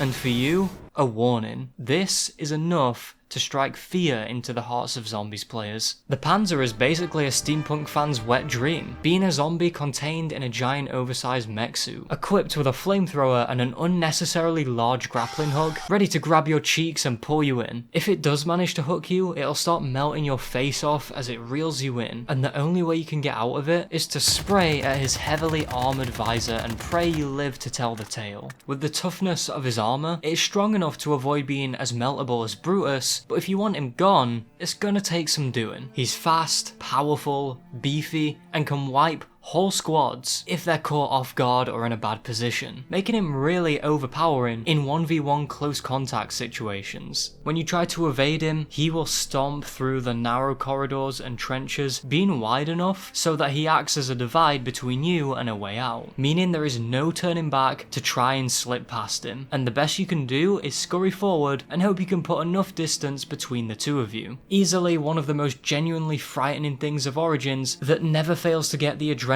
coursing through your veins as you turn back to run from him, hearing the stomps behind you or seeing the hook fly past your ears. For me, the Panzer has always radiated a terrifying presence, in the same way characters like Batman do when he emerges from the shadows, Gojo lifting up his blindfold, Darth Vader drawing his lightsaber, or Griffith's look of death. Whenever you think of this map, you will almost always think of the Panzer, and that to me just proves that he has traumatized a generation of gamers. Hearing that siren to this day will turn on those survival instincts, as the harsh noise feels like it breaks the atmosphere. This is what a zombie's boss should be, and to this day, nothing has come close to giving that electrifying thrill that this mecha boy delivers. The whole Easter egg is about reaching Agartha, a place away from all of this. This, however, doesn't come easy. Once you do manage to trudge through the pain, the ending cutscene will pull the curtain back and reveal it was all a game played by Samantha and Child Richtofen? Okay, that's not actually true, but at the time, that's all we had to go off. This ending doesn't actually have any horror to it in my opinion. Instead, it shows us a glimpse of hope, a light at the end of the tunnel for our characters. But the cost cost of getting to that promised land is one that would take a toll on any soul, and that's exactly what we've seen up to that point. And pain of that level definitely is a scary thought. Origins is a map that leverages everything against you. The weather, the terrain, the giant robots that step on you. It's all wrapped up in a World War I steampunk dystopia that shows the grit and terror of the war in its most gruesome form. It bends reality by throwing in daunting contraptions and ancient dangers into a very real point in time, adding a disastrous twist in the pot of chaos. This map centers itself around showing these obstacles and threats, and even a whole situation that is much bigger than yourself, like you're nothing in this giant place. It gets so overwhelming with how much larger everything really is, showing how fragile you are in a world that clearly shouldn't be walked by mortals. This excavation site is drab and muddy, and underneath that filth lies the thing that started it all, the element. Exploring it further is a rabbit hole that many have died trying to embrace the potential of, to unlock its hidden powers. But you'll be caught up in it soon, as you're engulfed by the ancient horrors of 115 and its consequential mysteries.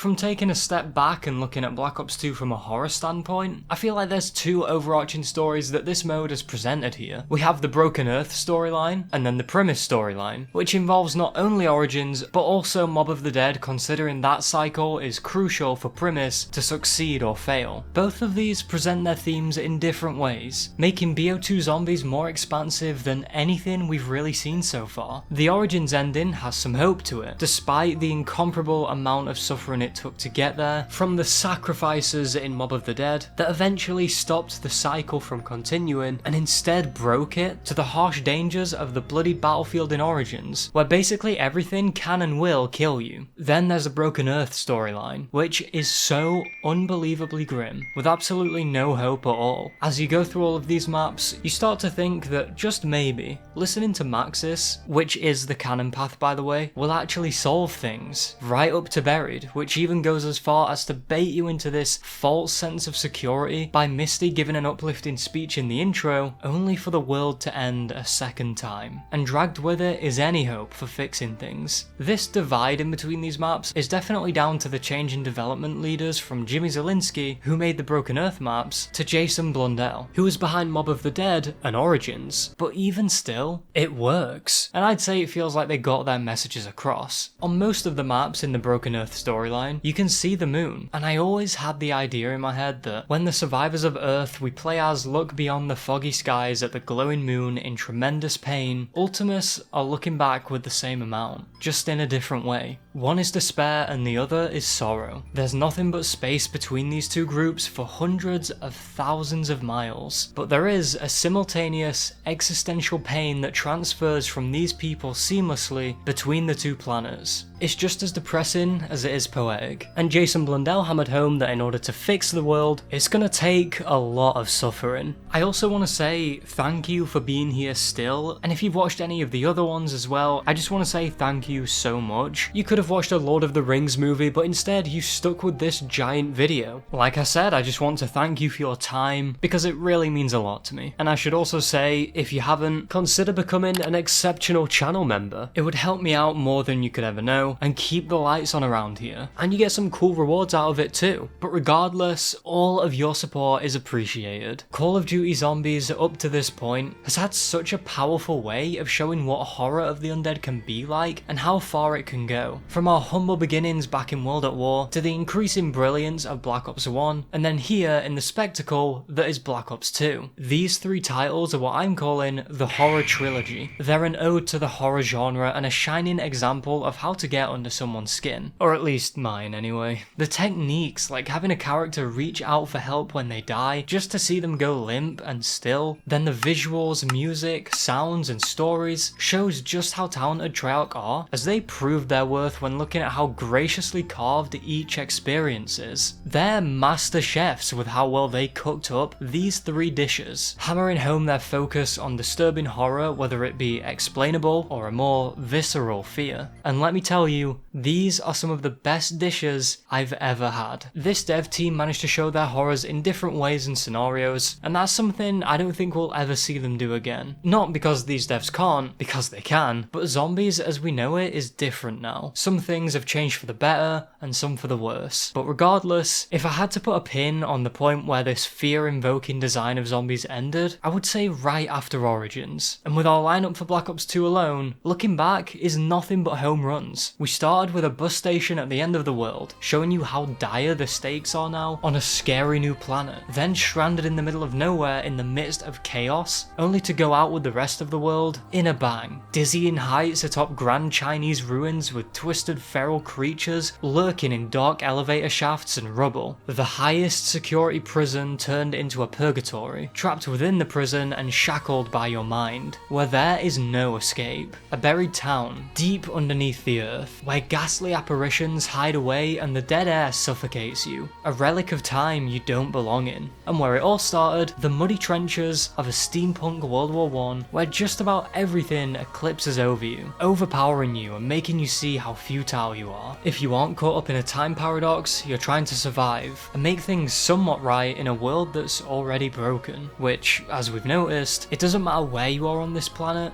you are so unbelievably screwed. With these cards on the table, there's a slice of fear, unique from one another in their own ways, standing up with some of the giants in its field, wielding its creativity for raising the fear factor and defining its genre, all creating the inescapable horrors of Black Ops 2 Zombies.